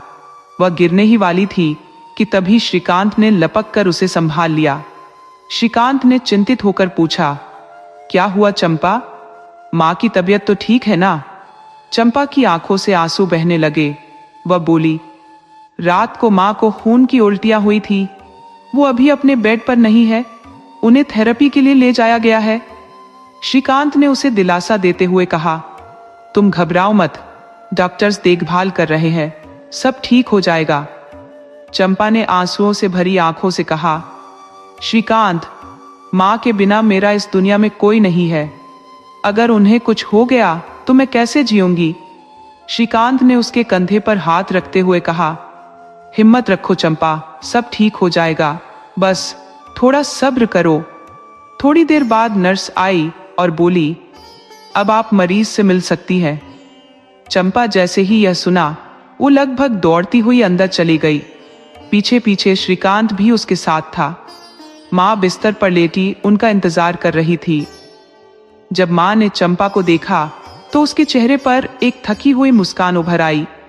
चंपा ने पास जाकर माँ से पूछा, माँ, अब कैसी हो? माँ ने धीरे से कहा, बेटी, ठीक हूं, बीमारी में तो ऐसा चलता ही रहता है, तू फिक्र मत कर। फिर उन्होंने नर्स से पूछा, रात को तबीयत थोड़ी बिगड़ी थी ना? नर्स ने जवाब दिया, हाँ, पर अब स्थिति ठीक है। पीछे खड़े श्रीकांत को देखकर माँ ने पूछा, ये कौन है? चंपा ने संकोच करते हुए कहा, ये श्रीकांत है, इनकी दादी को हार्ट अटैक आया था, अब ठीक है। वो भी अपनी दादी की देखभाल के लिए यहाँ आते हैं। माँ ने श्रीकांत को देखकर कहा, बेटा, अच्छा है कि तुम चंपा के साथ हो, ये जल्दी घबरा जाती है। श्रीकांत ने आगे बढ़कर माँ के पैर छू लिए और कहा, माँ, आप चिंता मत करो, मैं चंपा के साथ हूँ, सब ठीक हो जाएगा। माँ ने उसे आशीर्वाद देते हुए कहा, खुश रहो बेटा। मिलने का समय खत्म होते ही चंपा और श्रीकांत वहां से बाहर निकल आए। श्रीकांत ने पूछा, तुमने नाश्ता किया है? चंपा, अगर नहीं किया तो चलो, मेरे रेस्टोरेंट में कुछ खा लेते हैं। चंपा ने सिर हिला दिया और दोनों रेस्टोरेंट की ओर चल दिए। वहां जाकर श्रीकांत ने ऑर्डर दिया और चंपा से पूछा, क्या सोचा तुमने? चंपा थोड़ी चौंकी, किस बारे में? श्रीकांत ने गंभीरता से कहा, कॉन्ट्रैक्ट मैरिज के बारे में। चंपा ने थोड़ी झिझक के साथ जवाब दिया, देखो, इसमें सोचने जैसा कुछ नहीं है। मेरी माँ की तबीयत को देखते हुए मैं कुछ भी करने के लिए तैयार हूं। इस वक्त मुझे पैसों की सख्त जरूरत है और वो भी जल्द से जल्द। लेकिन तुमने अभी तक यह नहीं बताया कि तुम मुझे कितनी बड़ी रकम दोगे। श्रीकांत ने संयमित स्वर में कहा, जो भी इलाज का खर्च होगा मैं वह सब उठाऊंगा। तुम्हारे रहने का, माँ के इलाज का और हमारी शादी का कॉन्ट्रैक्ट, ये सब लिखित में रजिस्ट्रार के ऑफिस में रजिस्टर्ड होगा। तुम बस बताओ, तुम्हें कितने लाख रुपए एक साथ चाहिए? चंपा ने गहरी सांस लेते हुए कहा, तुम्हें पता ही है कि माँ की बीमारी में कितना खर्चा लगेगा। श्रीकांत ने शांत स्वर में कहा, मैं तुम्हारे खाते में 5 लाख रुपए डाल दूंगा। चंपा यह सुनकर चौंक गई और जोर से बोली, 5 लाख? ये सुनते ही रेस्टोरेंट में बैठे लोग उसकी ओर देखने लगे तो उसने खुद को संभाल लिया और चुप हो गई। श्रीकांत ने कहा, देखो, मैं तुम्हारे लिए इतने रुपए दे रहा हूं ताकि तुम्हारे पास कभी कोई दिक्कत ना हो। जब मैं अमेरिका चला जाऊंगा तब भी तुम्हें किसी परेशानी का सामना न करना पड़े। चंपा कुछ कह नहीं पाई, वह शांत रही और दोनों रेस्टोरेंट से बाहर आ गए। श्रीकांत ने कहा, मैं रजिस्ट्रार के ऑफिस में आवेदन दे देता हूं। 2-4 दिन में जब उनका फोन आ जाएगा तो हम वहां जाकर शादी का रजिस्ट्रेशन करवा लेंगे। तब तक दादी भी अस्पताल से घर आ जाएंगी। चंपा ने सहमति में सिर हिला दिया और घर की ओर चल पड़ी। घर पहुंचकर चंपा ने बच्चों को ट्यूशन पढ़ाया, लेकिन आज उसका मन हल्का था। वह सोचने लगी, अगर माँ ठीक होकर घर आ जाए तो फिर जो होगा देखा जाएगा। तभी पड़ोस वाली भाभी आई और चंपा की माँ का हालचाल पूछने लगी। चंपा ने जवाब दिया, इलाज चल रहा है, जल्दी ही ऑपरेशन भी हो जाएगा और माँ ठीक होकर घर आ जाएंगी। पड़ोस वाली भाभी बोली, हम रोज भगवान से प्रार्थना करते हैं कि आंटी जल्दी से ठीक हो जाए, पर तू बता इतने पैसे कहाँ से लाएगी? तो इतना बड़ा खर्चा है। चंपा ने हल्की मुस्कान के साथ कहा, भाभी सब हो जाएगा, आप चिंता मत करो। थोड़ी देर बाद भाभी चली गई क्योंकि बच्चे ट्यूशन के लिए आ गए थे, वरना भाभी तो तब तक नहीं जाती जब तक कि पूरी मोहल्ले की खबर चंपा को न सुना देती। रात को जब चंपा बिस्तर पर लेटी तो उसकी आंखों से नींद कोसों दूर थी। वह सोच रही थी, जो मैं करने जा रही हूं क्या वो सही है? क्या ये सही फैसला है? फिर उसने खुद को दिलासा दिया, चंपा तेरे पास और कोई रास्ता भी तो नहीं है? मां की जान बचाने के लिए ये करना ही पड़ेगा। आंखों में उम्मीद की आंसू लिए चंपा ने खुद को समझा लिया कि उसने जो फैसला लिया है वह मां की भलाई के लिए है और शायद वक्त के साथ सब कुछ ठीक हो जाएगा। चंपा को अब धीरे धीरे श्रीकांत का साथ अच्छा लगने लगा था। उसने पहले ही सारी बातें साफ कर दी थी और अब उसके मन में किसी संदेह की कोई जगह नहीं थी। श्रीकांत ने कॉन्ट्रैक्ट मैरिज से पहले ही चंपा के बैंक खाते में पैसे डाल दिए थे, जिससे चंपा को अब किसी आर्थिक चिंता का सामना नहीं करना पड़ रहा था। विचारों में खोई चंपा कब नींद के आगोश में चली गई उसे पता ही नहीं चला। सुबह जब उसकी आंख खुली तो वह देर हो चुकी थी। जल्दी जल्दी तैयार होकर वह हॉस्पिटल पहुंच गई। श्रीकांत पहले से ही वहां मौजूद था। आज उसकी दादी का हॉस्पिटल से डिस्चार्ज होने वाला था और श्रीकांत उनके डिस्चार्ज के कागजात की औपचारिकताएं पूरी कर रहा था। चंपा ने श्रीकांत का इंतजार नहीं किया और अपनी मां से मिलने चली गई। मां कुछ थकी थकी सी दिख रही थी, या शायद यह चंपा का भ्रम था। वह मां के पास जाकर बैठी और पूछा, मां कैसी हो अब? मां ने धीमी आवाज में कहा, ठीक हूं बेटा। चंपा ने धीरे से मां का सिर सहलाया। मां ने अचानक पूछा, वो लड़का जो अक्सर आता है उसका क्या नाम है? चंपा ने हल्की मुस्कान के साथ कहा, श्रीकांत। मां ने फिर पूछा, वो आज नहीं आया क्या? चंपा ने जवाब दिया, आया होगा मां, आज उसकी दादी की छुट्टी हो रही है तो शायद उसी में व्यस्त होगा। मां ने धीरे से कहा, अच्छा, जितनी जल्दी हॉस्पिटल से छुट्टी मिल जाए उतना अच्छा। यह हॉस्पिटल का माहौल तो जैसे जिंदगी और मौत के बीच का खेल लगता है। चंपा ने मां को दिलासा देते हुए कहा, मां आपकी भी जल्दी छुट्टी करवा देंगे, बस एक बार ऑपरेशन हो जाए। मां कुछ नहीं बोली, बस छत की ओर देखती रही। ऐसा लग रहा था जैसे उन्हें चंपा की बात पर यकीन ही नहीं हो रहा हो। थोड़ी देर बाद चंपा को वहां से बाहर जाना पड़ा क्योंकि बड़े डॉक्टर साहब राउंड पर आ रहे थे। बाहर आकर उसने देखा कि श्रीकांत उसका इंतजार कर रहा था। श्रीकांत ने पूछा, चंपा मां की तबीयत कैसी है? चंपा ने कहा, ठीक है, वो आपको ही पूछ रही थी। श्रीकांत ने कहा, मैं पेपर वर्क में लगा हुआ था, जब डॉक्टर साहब का राउंड खत्म होगा तभी दादी की छुट्टी हो पाएगी। चंपा ने कहा, 12 बज ही जाएंगे शायद। श्रीकांत ने हंसते हुए कहा, हाँ इतना वक्त तो लगेगा ही। चंपा ने फिर कहा, तब तक मैं घर चली जाऊंगी, दादी से बाद में मिल लूंगी। श्रीकांत ने हल्के से सिर हिलाते हुए कहा, ठीक है, जैसा तुम्हें सही लगे। चंपा घर वापस आ गई और श्रीकांत दादी को घर ले गया। दादी की एक ही जिद थी, बेटा बहू से मिलाओ, तुमने कहा था कि घर पहुंचते ही मिलवाओगे। श्रीकांत ने उन्हें समझाते हुए कहा, हाँ दादी, कहा तो था, पर थोड़ा समय तो दो, बस 2 दिन में ही मिलवा दूंगा। दरअसल रजिस्ट्रार ने उन्हें कॉन्ट्रैक्ट मैरिज के लिए इस हफ्ते के बाद की तारीख दी थी और आज शुक्रवार था, यानी अभी 2 दिन बचे थे और श्रीकांत समझ गया था कि दादी से मिलाने का इशारा मैरिज के बाद ही था। अब उसे 2 दिन और संभालना होगा। अगले दिन श्रीकांत सुबह सुबह फिर हॉस्पिटल पहुंच गया। रिसेप्शन पर ही चंपा मिल गई। वह चौंक कर बोली, आप सुबह सुबह यहां? दादी तो ठीक है ना? श्रीकांत मुस्कुराते हुए बोला। चंपा, मैं तुमसे और माँ से मिलने आया हूँ। दादी बिल्कुल ठीक है। हाँ, अब तो उन्होंने बहू से मिलने की रट लगा रखी है। ये सुनकर चंपा को थोड़ी शर्म सी आ गई।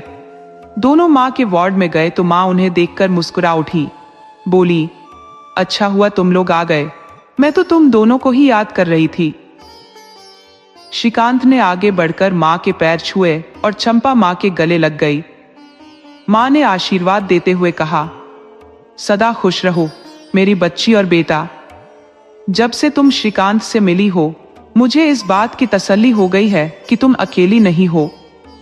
श्रीकांत तुम्हारे साथ है, अब मेरी कोई चिंता नहीं है।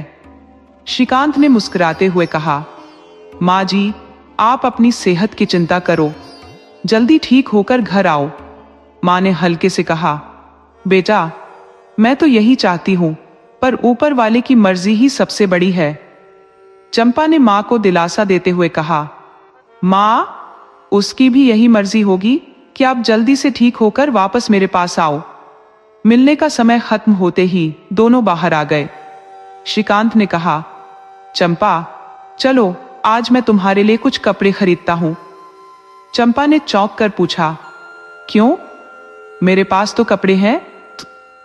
श्रीकांत ने हंसते हुए कहा, परसों हमारी कॉन्ट्रैक्ट मैरिज है, दादी के सामने तो ट्रेडिशनल बहू बनकर ही जाना होगा, तो तुम्हें साड़ी और कुछ जेवर खरीदने होंगे। चंपा ने मुस्कुराते हुए हामी भर दी, उसके लिए तो ये सब एक नाटक ही था। श्रीकांत ने कार एक बड़ी दुकान के सामने रोकी तो चंपा ने कहा, इतनी महंगी दुकान, यहां से तो बहुत महंगा मिलेगा।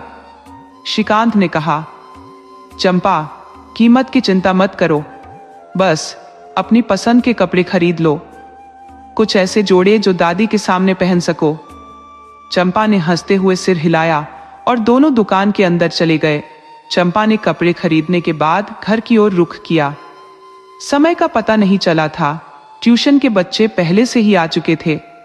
उसने जल्दी से एक शॉवर लिया और कपड़े बदलकर तैयार हो गई।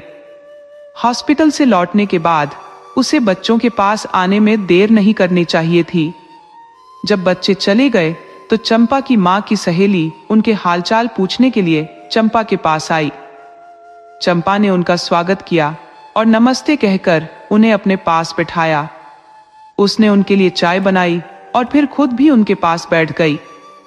सहेली ने चंपा की पीठ पर प्यार से हाथ फेरते हुए कहा, बेटी चंपा, तुम्हारी माँ तो बड़ी भाग्यशाली है कि उसे तुम्हारे जैसा संतान मिली है।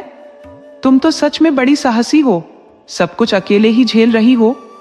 चंपा ने हंसते हुए कहा, अकेली कहा, आंटी जी, आप सबका साथ तो है, आपकी दुआओं से ही तो मुझे हिम्मत मिलती है।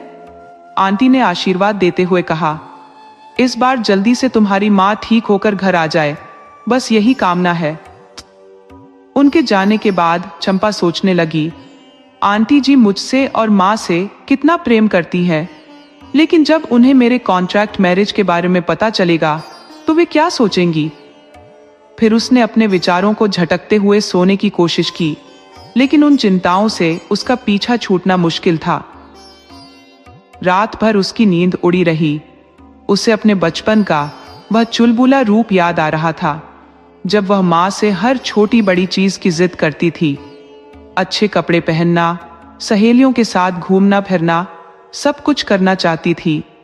तब माँ हमेशा कहती थी, चंपा, ये सब तुम्हें अपने पति के घर जाकर करना है, यहाँ तो तुम्हारी पढ़ाई और 2 वक्त की रोटी का ही इंतजाम करो।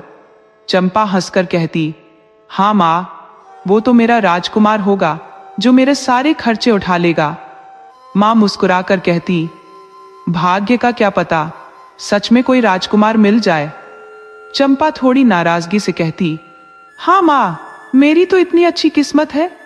लेकिन माँ समझाती कि हालात के साथ समझौता करना पड़ता है। पिता की मृत्यु के बाद माँ ने कितनी मेहनत से उसे पाला था। चंपा हमेशा चाहती थी कि वह पढ़ लिख कर माँ की गरीबी को दूर कर दे। वह मेहनत कर रही थी, लेकिन माँ की बीमारी ने उसके सपनों को अधूरा कर दिया। अब पढ़ाई की बात तो दूर, उसे माँ के ठीक होने का इंतजार करना था। इसके अलावा श्रीकांत की दादी की देखभाल भी उसकी जिम्मेदारी बन गई थी। गहरी सांस भरते हुए चंपा ने ईश्वर से प्रार्थना की, हे भगवान, इस बार सब तेरी मर्जी से हो। फिर उसने सोने की कोशिश की। सुबह जब उसकी आंखें खुली तो उसका सिर भारी लग रहा था। उसे कहीं जाने का मन नहीं कर रहा था, लेकिन मां के पास जाना तो जरूरी था। वह सोचने लगी, वह तो मेरी राह देख रही होगी। इस विचार के साथ चंपा जल्दी जल्दी उठी और घर के काम निपटाकर हॉस्पिटल के लिए चल दी। हॉस्पिटल में पहुंचते ही वहां का दृश्य देखकर वह दंग रह गई। सभी लोग गमगीन बैठे हुए थे। जब चंपा अपनी मां के पास पहुंची तो मां ने उसे गले लगाते हुए रोने लगी।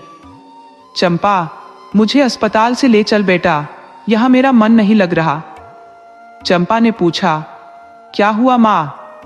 मां ने बताया, पड़ोस वाले बेड पर जो नीना जी थी, बड़ी हंसमुख स्वभाव की, कल रात उनकी मृत्यु हो गई। कैसी खुशमिजाज औरत थी, कोई सोच भी नहीं सकता था कि अंदर से इतनी बीमार थी। हमेशा हंसते हंसते अपने दर्द को सहती रही। चंपा ने मां को दिलासा देते हुए कहा, मां, जो लिखा है वही होगा, चिंता मत करो, जल्दी ऑपरेशन होगा और तुम अपनी चंपा के साथ घर चलोगी। चंपा ने देखा मां की आंखों में दर्द और चिंता थी, लेकिन चंपा ने यह भी देखा कि उसकी मां ने हमेशा संघर्ष किया है। चंपा ने ठान लिया कि अब वह अपनी मां की हर समस्या का सामना करेगी और उसे जल्दी ठीक करने के लिए हर संभव प्रयास करेगी। इसके बाद चंपा ने एक योजना बनाई। उसने सोचा कि वह अपनी मां को ढांढस बंधाएगी और जितना संभव हो सके उनकी देखभाल करेगी। चंपा ने अपने भीतर की ताकत को पहचान लिया और एक नए उत्साह के साथ मां के लिए कुछ अच्छे कपड़े और अन्य सामान खरीदने का निश्चय किया। चंपा ने मन में सोचा, मैं अपनी मां को खुश करने के लिए हर संभव प्रयास करूंगी। मेरे सपने अधूरे नहीं रहेंगे। मैं अपने और मां के लिए एक नई शुरुआत करूंगी। और इस संकल्प के साथ चंपा ने अपने जीवन की नई यात्रा की ओर कदम बढ़ाने का फैसला किया। चंपा जब बाहर निकली तो उसकी आंखों से आंसुओं की धार फूट पड़ी। मां का दुख सहन करना उसके लिए असहनीय था। उसने भगवान से भी शिकायत करते हुए कहा, हे ईश्वर, तुम इतने निर्दयी क्यों हो? तुम्हारे हाथों मेरी मां को कभी खुशी नहीं मिली। हमेशा केवल कठिनाइयां ही उसके जीवन में आई है। मैंने अपने ज्ञान और मेहनत से मां को खुश करने का संकल्प लिया था, लेकिन अब हमने उसे यह गंभीर बीमारी दे दी। अकेले बैठकर वह रोते रोते यही सोचती रही। तभी श्रीकांत वहां पहुंचा। उसने चंपा के मिजाज को भांपते हुए कहा, चंपा, चिंता मत करो। जिन चीजों पर तुम्हारा नियंत्रण नहीं है उनके बारे में सोचने से कोई लाभ नहीं होगा। तुम मां के लिए इतनी बड़ी बलिदान दे रही हो, जो कि साधारण बात नहीं है। श्रीकांत ने चंपा को आश्वासन देते हुए कहा, चिंता मत करो, सब कुछ ठीक होगा। श्रीकांत की बातों से चंपा को थोड़ी तसल्ली मिली। उसने कहा, आज रविवार है, बच्चों की ट्यूशन की छुट्टी होगी। श्रीकांत ने सुझाया, चलो एक अच्छी फिल्म देखने चलते हैं, इससे तुम्हारा मूड भी ठीक हो जाएगा। चंपा ने सोचा, क्या मां के अस्पताल में होने के बावजूद मैं मूवी देखने जा सकती हूं? श्रीकांत ने उत्तर दिया, कल तुम यही कहोगी कि मां के अस्पताल में खाना खाने में अच्छा लगेगा। चंपा, जिंदगी में सुख और दुख दोनों साथ चलते हैं। चलो, इससे तुम्हारा मूड भी ठीक हो जाएगा। चंपा ने अंततः सहमति दे दी और श्रीकांत के साथ ठेजल की ओर बढ़ गई। लेकिन जाने से पहले उसने अपने चेहरे को चुनरी से ढक लिया ताकि मोहल्ले के लोग उसे पहचान न सके। उसे डर था कि किसी ने उसे देख लिया तो लोग बेवजह बातें बनाएंगे। चंपा जानती थी कि उनके मोहल्ले में सुख दुख में कोई साथ देने वाला नहीं है, लेकिन छीजाकशी करने वालों की कमी नहीं थी। इसलिए उसने अपनी पहचान छुपाने के लिए मुंह ढक लिया। वह सोचने लगी, कहावत भी है कि राड से तो आडवाणी। फिल्म देखने के बाद चंपा घर लौट आई और जल्दी सोने की कोशिश करने लगी। उसे सुबह कॉन्ट्रैक्ट मैरिज के लिए भी जाना था। चंपा ने खुद को रिलैक्स महसूस किया और जल्दी ही सो गई। सुबह उसकी नींद भारी सिर के साथ खुली, लेकिन उसे अपनी माँ के पास जाना था। वह सोचने लगी, माँ तो मेरी राह देख रही होगी। जल्दी से नहा धोकर चंपा ने तैयार हो गई। हॉस्पिटल पहुंचने पर देखा कि श्रीकांत भी वहां था। उसने कहा, मैं चाहता हूं कि माँ का आशीर्वाद हमें मिले। चंपा और श्रीकांत दोनों माँ के पास पहुंचे। माँ ने उन्हें देखकर मुस्कुराते हुए कहा, तुम दोनों आ गए। खुश रहो बेटा, तुम्हारी तरक्की और सफलता के लिए दुआ करती हूं। माँ का चेहरा आज बहुत खिलखिलाता हुआ था। बातचीत करते करते समय समाप्त हुआ। इसके बाद चंपा और श्रीकांत एक ब्यूटी पार्लर पहुंचे। शादी के लिए जोड़ा और कुछ फूल मालाएं लेकर उन्होंने पार्लर की महिला को समझा दिया कि हल्का मेकअप करना है, क्योंकि कोर्ट में शादी थी। पार्लर की महिला ने कहा, 1 घंटा लगेगा, आप बाहर बैठकर इंतजार कर सकते हैं। श्रीकांत बाहर बैठ गया। जब चंपा बाहर निकली तो श्रीकांत उसे देखते रह गए। चंपा सादा लाल जोड़े में भी अत्यंत मनमोहक लग रही थी। उसने झट से कार का दरवाजा खोला और चंपा को बैठने का इशारा किया। अगले ही पल कार श्रीकांत के बंगले की ओर बढ़ गई। घर पहुंचने पर घर की नौकरानी बेला आरती का थाल सजाए खड़ी थी। जैसे ही गाड़ी रुकी, नौकरानी खुशी से बोली, दादाजी चलिए, नई बहू आ गई है। नव विवाहिता के स्वागत में घर में रौनक छा गई। चंपा का दिल धड़क रहा था। खुशी और चिंता का एक अद्भुत मिश्रण। उसकी नई जिंदगी की शुरुआत हो चुकी थी। अब उसे यह सोचने की जरूरत थी कि वह अपने जीवन में आने वाले नए अध्याय को कैसे संभालेगी। उसकी माँ की स्वास्थ्य और श्रीकांत के परिवार का प्यार उसे आगे बढ़ने के लिए प्रेरित करता रहेगा। चंपा ने अपने भविष्य को लेकर नई उम्मीदें बुननी शुरू कर दी, यह सोचकर कि वह अब अपनी माँ और श्रीकांत के साथ एक सुखद और समृद्ध जीवन का निर्माण कर सकती है। दादी तो अपनी बहू के आगमन का बेसब्री से इंतजार कर रही थी। सुबह श्रीकांत ने कहा था कि वह आज ही चंपा को घर ले आएगा। दादी ने अपनी नौकरानी बेला की सहायता से दूल्हा दुल्हन का स्वागत भव्य रूप से किया। मिठाइयाँ बांटी और दरवाजे के दोनों ओर हल्दी के थापे भी लगवाए। भले ही चंपा और श्रीकांत के लिए यह एक कॉन्ट्रैक्ट मैरिज थी, पर दादी तो हर छोटी छोटी रस्म को पूरी करने का इच्छुक थी। चंपा को अनिच्छा से सभी रिवाज निभाने पड़ रहे थे। दादी की खुशी का कोई ठिकाना नहीं था। आज उनके पोते की बहू घर आई थी। अब चंपा सुबह अपनी माँ से मिलने के बाद श्रीकांत के घर जाकर दादी की देखभाल में जुट जाती थी। उसने मोहल्ले में यह बता दिया था कि उसे नाइट जॉब मिल गया है। माँ के हालात देखकर वह अपने घर आती, दोपहर को बच्चों को पढ़ाती और शाम को दादी के पास लौट आती। उसने दादी को यह बता रखा था कि वह दिन भर सर्विस पर जाती है। इस तरह चंपा की जिंदगी उलझनों से भरी हुई थी। चंपा को चिंता थी कि जब माँ ठीक होकर घर आएंगी तब वह सब कैसे संभालेगी। लेकिन पैसा भी तो बहुत जरूरी था माँ के इलाज के लिए। चंपा की शादी श्रीकांत के साथ दोस्तों की गवाहियों में कानूनी रूप से हो गई। श्रीकांत की दादी ने अपनी नौकरानी के साथ चंपा का जोरदार स्वागत किया। चंपा की चिंता इस बात को लेकर थी कि कब उसकी माँ ठीक होकर घर आएगी।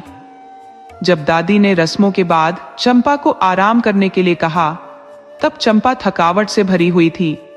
दादी ने बेला से कहा, बेला, अपनी भाभी को उसके कमरे में ले जाओ। बेला के साथ चंपा कमरे में गई तो वह देखकर दंग रह गई। कमरा बहुत सुंदर सजाया गया था। आधुनिक दादी ने सुहाग सेज की संपूर्ण तैयारी कर रखी थी। पीछे पीछे श्रीकांत भी कमरे में आया और चंपा से कहा, सारी चंपा, दादी को नहीं पता कि यह कॉन्ट्रैक्ट मैरिज है, इसलिए उन्होंने ऐसा किया। दोनों ने मिलकर कमरे से फूल वगैरह हटाए और उसे साफ किया। फिर श्रीकांत ने कहा, दादी की वजह से हमें एक ही कमरे में रहना पड़ेगा। मैं सोफे पर सोऊंगा और तुम बेड पर। चंपा ने सहमति दी। थके हुए श्रीकांत और चंपा जल्दी सो गए। हफ्ते भर भी नहीं हुआ था कि श्रीकांत ने कहा, चंपा, मुझे अमेरिका जाना होगा। वहां का काम मेरे बिना प्रभावित हो रहा है। अब दादी की देखभाल की जिम्मेदारी तुम्हारी है। मैं जल्दी ही सेटल करके वापस आऊंगा। मेरा फोन नंबर तुम्हारे पास है। जब भी जरूरत हो मुझे कॉल कर देना। ये सुनकर चंपा सकते में आ गई। बोली, श्रीकांत, तुम इतनी जल्दी जा रहे हो? अभी तो मैं यहाँ के तौर तरीके भी नहीं सीख पाई हूं। श्रीकांत ने कहा, हाँ चंपा, जाना आवश्यक है और हमारी डील भी तो यही हुई थी। दादी को समझाकर अगले हफ्ते श्रीकांत अमेरिका चला गया। चंपा का रूटीन वही था। बेला नाश्ता तैयार कर देती। चंपा दादी को खिलाकर खुद नाश्ता करके अस्पताल के लिए निकल जाती, माँ को देखने। फिर अपने घर बच्चों को पढ़ाती। शाम को 5 बजे दादी के पास लौट आती। लेकिन इन दिनों चंपा अपने दिल में श्रीकांत के लिए एक अजीब सा एहसास कर रही थी। श्रीकांत से पहले ही वह उसे पसंद करती थी, लेकिन उसके जाने के बाद उसका दिल बेचैन हो गया था। वह श्रीकांत को फोन करना चाहती थी, लेकिन बिना कारण क्या कहेगी। उसने कहा था, जरूरत हो तभी फोन करना, इसलिए वह फोन रख देती। लेकिन जितना खुद को रोकने की कोशिश करती, उतना ही श्रीकांत के लिए उसका दिल धड़कता रहता। एक अजीब सी कशमकश में चंपा फंस गई थी। इसी चलते एक नई परेशानी ने चंपा को घेर लिया। डॉक्टरों ने मां के ऑपरेशन के लिए जल्दी से जल्दी बुला लिया। श्रीकांत ने पहले ही उसके बैंक में पैसे जमा करवा दिए थे, लेकिन श्रीकांत के जाने के बाद उसका मनोबल कमजोर हो गया। चंपा को श्रीकांत का सहारा हमेशा की तरह महसूस होता था। मां के ऑपरेशन वाले दिन श्रीकांत का फोन आया। उसने कहा, चंपा, तुम एक हिम्मत वाली लड़की हो, हिम्मत से काम लो, सब ठीक हो जाएगा। श्रीकांत के 2 शब्दों ने चंपा को हिम्मत दी और मां का ऑपरेशन हुआ। जबकि चंपा बेचैन घूमती रही। ऑपरेशन सफल हुआ, लेकिन डॉक्टर खुश नहीं थे। जब चंपा ने डॉक्टर से पूछा तो उन्होंने बताया कि ट्यूमर तो निकाल दिया है, लेकिन खतरा अभी टला नहीं है। ट्यूमर की जड़ें पेट में फैल गई हैं और वह जल्दी फिर से सक्रिय हो सकती है। और ऐसा ही हुआ। अस्पताल में ऑब्जर्वेशन के लिए रखी गई चंपा की मां को 8वें दिन ही पेट में जानलेवा दर्द फिर से शुरू हो गया। चंपा की मां बिना असली बात जाने खुशी मना रही थी। कल ही मां ने चंपा से कहा था, अब तो ऑपरेशन हुए 8 दिन हो गए हैं, मुझे छुट्टी मिल जाएगी। चंपा ने अनमने सा जवाब दिया, हाँ मां, देखो डॉक्टर क्या कहते हैं। डॉक्टरों ने चंपा की मां को घर ले जाने के लिए मना कर दिया। कहा, आप मरीज को दर्द के समय अकेले नहीं संभाल पाएंगे। 1 महीना हो गया था मां के ऑपरेशन को। एक रात चंपा को मनहूस खबर मिली कि उसकी मां नहीं रही। वह रो रो कर यह सोचती रही कि श्रीकांत को क्या कहेगी। श्रीकांत ने उसे थोड़ा धैर्य बंधाया और कहा कि वह जल्दी आएगा। अपने कहे अनुसार दूसरे दिन ही श्रीकांत इंडिया आ गया। चंपा ने श्रीकांत के आने तक मां को अस्पताल में रखने की रिक्वेस्ट की थी, जो डॉक्टरों ने मान ली। उसकी हालत देखकर श्रीकांत ने दादी को बता दिया कि चंपा की मां नहीं रही। चंपा कुछ दिन अपने घर रहेगी और दादी का ध्यान रखेगी। चंपा मायूस, उदास अस्पताल के बेंच पर बैठी सुबकती रही। उसे बिल्कुल उम्मीद नहीं थी कि इतनी जल्दी उसकी मां का साथ छूट जाएगा। जब श्रीकांत आया तो चंपा ने उसे देखकर उसके सीने से लगकर खूब रोई। श्रीकांत ने उसके कंधे पर हाथ रखकर कहा, जिसकी जितनी सांसें ईश्वर से मिली होती है, वे उतना ही जीते हैं। चंपा, मां को अब दर्द से छुटकारा मिला है। बताओ चंपा, मैंने मां के लिए क्या नहीं किया और वह मुझे छोड़कर चली गई। चंपा की आंखों में आंसू थे, लेकिन अब उसे अपने जीवन को फिर से संवारने का संकल्प लेना था। मां की यादें और श्रीकांत का साथ दोनों ही उसे आगे बढ़ने के लिए प्रेरित कर रहे थे। श्रीकांत ने चंपा से कहा, चंपा, यह दुनिया का अटल नियम है, जो आया है उसे एक दिन जरूर जाना होगा। यह कहकर और चंपा को समझाकर श्रीकांत उसकी मां के पार्थिव शरीर को घर ले गया। उनके घर पर पड़ोस और मोहल्ले के लोग इकट्ठा हो गए थे। सभी लोग चंपा की मां के अंतिम दर्शन के लिए बेसब्री से इंतजार कर रहे थे। ऐसी मान्यता थी कि आत्मा के अंतिम सफर के दर्शन करना शुभ माना जाता है। श्रीकांत जब आगे बढ़कर काम संभालने लगा तो लोग आपस में फुसफुसाने लगे। हर कोई जानना चाहता था कि आखिर यह श्रीकांत कौन है, मगर कोई खुलकर बोल नहीं रहा था। अंततः चंपा ने अपनी मां की अंत्येष्टि खुद मुखाग्नि देकर की। उसके दुख में लोग शामिल थे और माहौल में शांति छाई हुई थी। शाम होते होते अंतिम क्रियाकर्म के बाद भी मोहल्ले में एक ही सवाल गूंज रहा था, श्रीकांत कौन है? चर्चाएं बढ़ने लगी थी। तब चंपा ने सभी को बताया, श्रीकांत मेरे दूर के रिश्तेदार है। वो अपनी बीमार दादी को लेकर हॉस्पिटल आए थे और वहीं हमारी मुलाकात हुई। मां को भी देखने के लिए वो कई बार हॉस्पिटल आए थे। मां ने ही कहा था कि चंपा अकेली है, उसका ध्यान रखना। तब से वो मां की बात मानकर मेरी मदद कर रहे हैं। रात ढल चुकी थी। मोहल्ले के सभी लोग अपने अपने घर लौट गए। अब घर में सिर्फ चंपा और श्रीकांत ही थे। पड़ोस वाली भाभी खाना रख गई थी, लेकिन जब श्रीकांत ने चंपा को खाना खिलाने की कोशिश की तो उसने मना कर दिया। उसका दिल भारी था, लेकिन उसने श्रीकांत के कहने पर कुछ निवाले मुंह में रखे। मगर तभी उसका दर्द फूट पड़ा और वह श्रीकांत के कंधे पर सिर रखकर रोने लगी। श्रीकांत ने किसी तरह उसे समझाया और सुला दिया। तीसरे दिन फूल बहाने की रस्म पूरी की गई। चंपा और श्रीकांत गंगा जी गए थे। जब वो लौटे तो चंपा बहुत रोई। मां अब इस धरती पर भी नहीं है, मैं उनके बिना कैसे जी पाऊंगी? उसने बार बार श्रीकांत से पूछा। श्रीकांत ने उसे गले लगाकर हिम्मत दी। चंपा जैसे किसी कमजोर बेल की तरह एक मजबूत पेड़ का सहारा लेकर उससे लिपट गई थी। दोनों के बीच एक अजीब सी खामोशी और जुड़ाव महसूस हो रहा था। इसके बाद श्रीकांत अमेरिका वापस लौट गया। चंपा अब अपनी दिनचर्या में दादी की देखभाल करने लगी थी। दिन में वो अपने घर जाती और शाम होते ही फिर से दादी के पास लौट आती। मगर उसकी रातें सिर्फ श्रीकांत की यादों में डूब जाती। वो सोचती, अगली बार जब श्रीकांत आएगा तो मैं उसे बता दूंगी कि मैं उससे कितना प्यार करती हूं। श्रीकांत को गए हुए अभी 2 महीने ही हुए थे कि चंपा को अपने अंदर कुछ हलचल महसूस होने लगी। उसने प्रेगनेंसी टेस्ट किया और वो पॉजिटिव आया। उसका दिल किया कि तुरंत श्रीकांत को फोन करके सब बता दे, लेकिन कुछ सोचकर उसने खुद को रोका। उसे समझ नहीं आ रहा था कि वो कैसे इस परिस्थिति का सामना करेगी। समस्याएं उसकी जिंदगी से जाने का नाम नहीं ले रही थी। एक रात अचानक उसकी दादी को फिर से हार्ट अटैक आया। चंपा ने अपनी पड़ोसन बेला की मदद से दादी को तुरंत हॉस्पिटल पहुंचाया। उसने श्रीकांत को भी फोन किया और श्रीकांत ने कहा, मैं तुरंत आ रहा हूं। फिर फोन काट दिया। उस रात चंपा और बेला हॉस्पिटल में ही रुक गई, लेकिन उन्हें दादी के पास जाने की इजाजत नहीं थी। वे रिसेप्शन पर बैठकर सारी रात बिताती रही।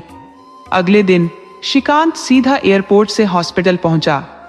चंपा उसे देखते ही बंधाया, लेकिन अब चंपा के सामने एक और चुनौती थी, उसकी प्रेगनेंसी और श्रीकांत के साथ उसके अनकहे जज्बात।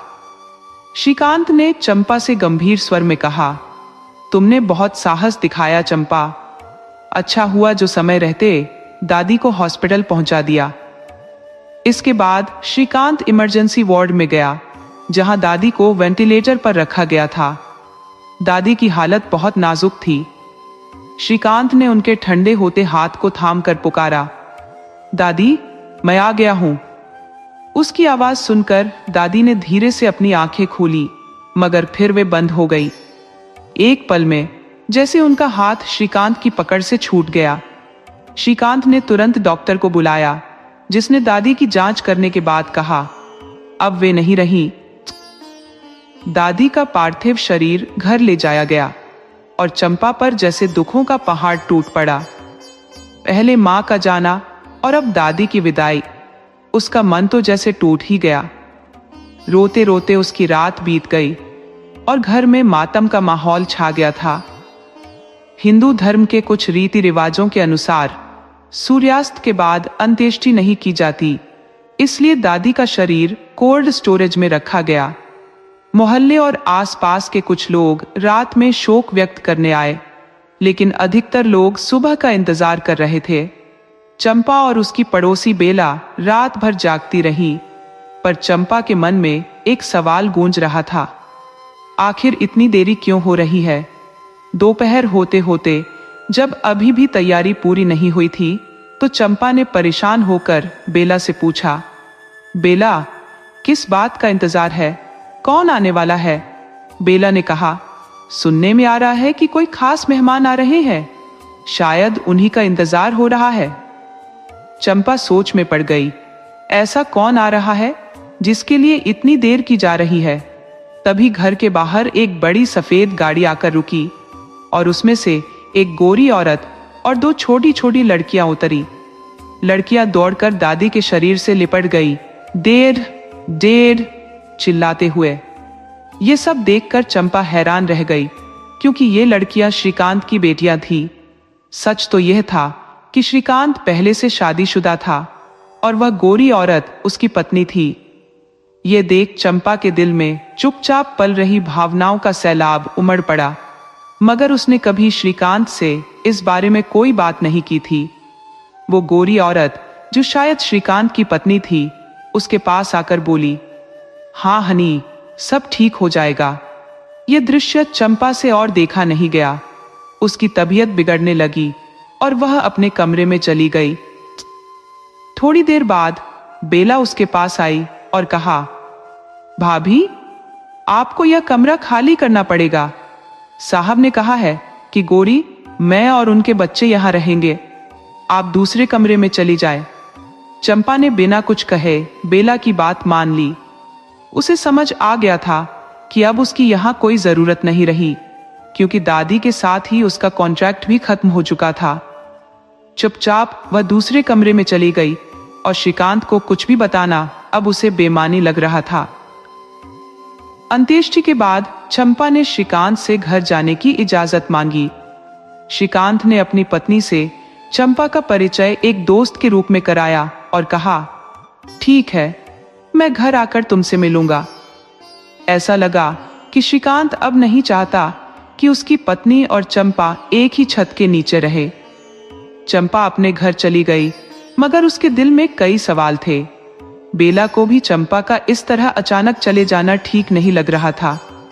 वह चाहती थी कि गोरी मैम को सारा सच बता दे, पर वह अंग्रेजी नहीं जानती थी और गोरी मैम हिंदी नहीं समझती थी। अपने घर पहुंचते ही चंपा अपने बिस्तर पर फूट फूट कर रोने लगी। कोई भी नहीं था उसके आंसू पोंछने वाला। जब वह पूरी तरह थक गई तो खुद ही चुप हो गई। उसे श्रीकांत से ऐसी बेरुखी की उम्मीद नहीं थी। उसका दिल बुरी तरह टूट चुका था।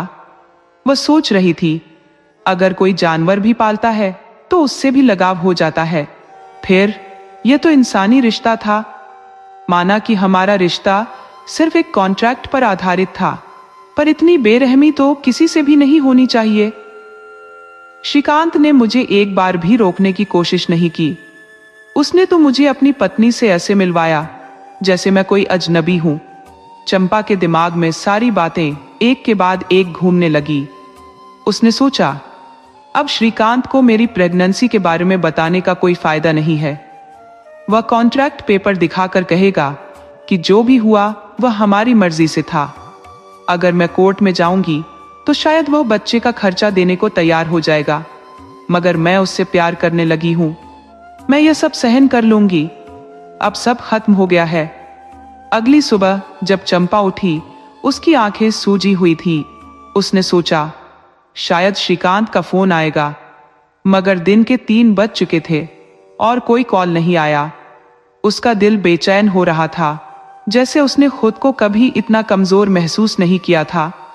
उसकी मां की मौत से भी वह इतनी नहीं टूटी थी, क्योंकि तब श्रीकांत उसका सहारा था। अब वह एक अंधेरी राह पर अकेली खड़ी थी। अब चंपा के लिए ये दुनिया और भी अकेली हो गई थी। दादी की मौत के बाद जैसे श्रीकांत ने उसे दूध में से मक्खी की तरह निकालकर फेंक दिया था। उसकी आंखों से आंसू थे कि थमने का नाम ही नहीं ले रहे थे। मन में सिर्फ एक ही सवाल घूम रहा था, अब आगे क्या? पैसों की तंगी से पहले ही वो जूझ रही थी, अब और भी मुश्किलें सामने खड़ी थी। मोहल्ले वालों को क्या जवाब देगी? जल्द ही सबको पता चल जाएगा कि चंपा मां बनने वाली है। वो खुद को कोस रही थी। उसकी अपनी गलतियों का बोझ दिल पर भारी हो रहा था। एक पुरानी कहावत उसके कानों में गूंज रही थी, जब चिड़िया खेत चुग गई तो पछताने से क्या। अब तो यही समाज उसकी जिंदगी को और कठिन बना देगा। जितना सोचती उतनी ही उलझनों में घिरती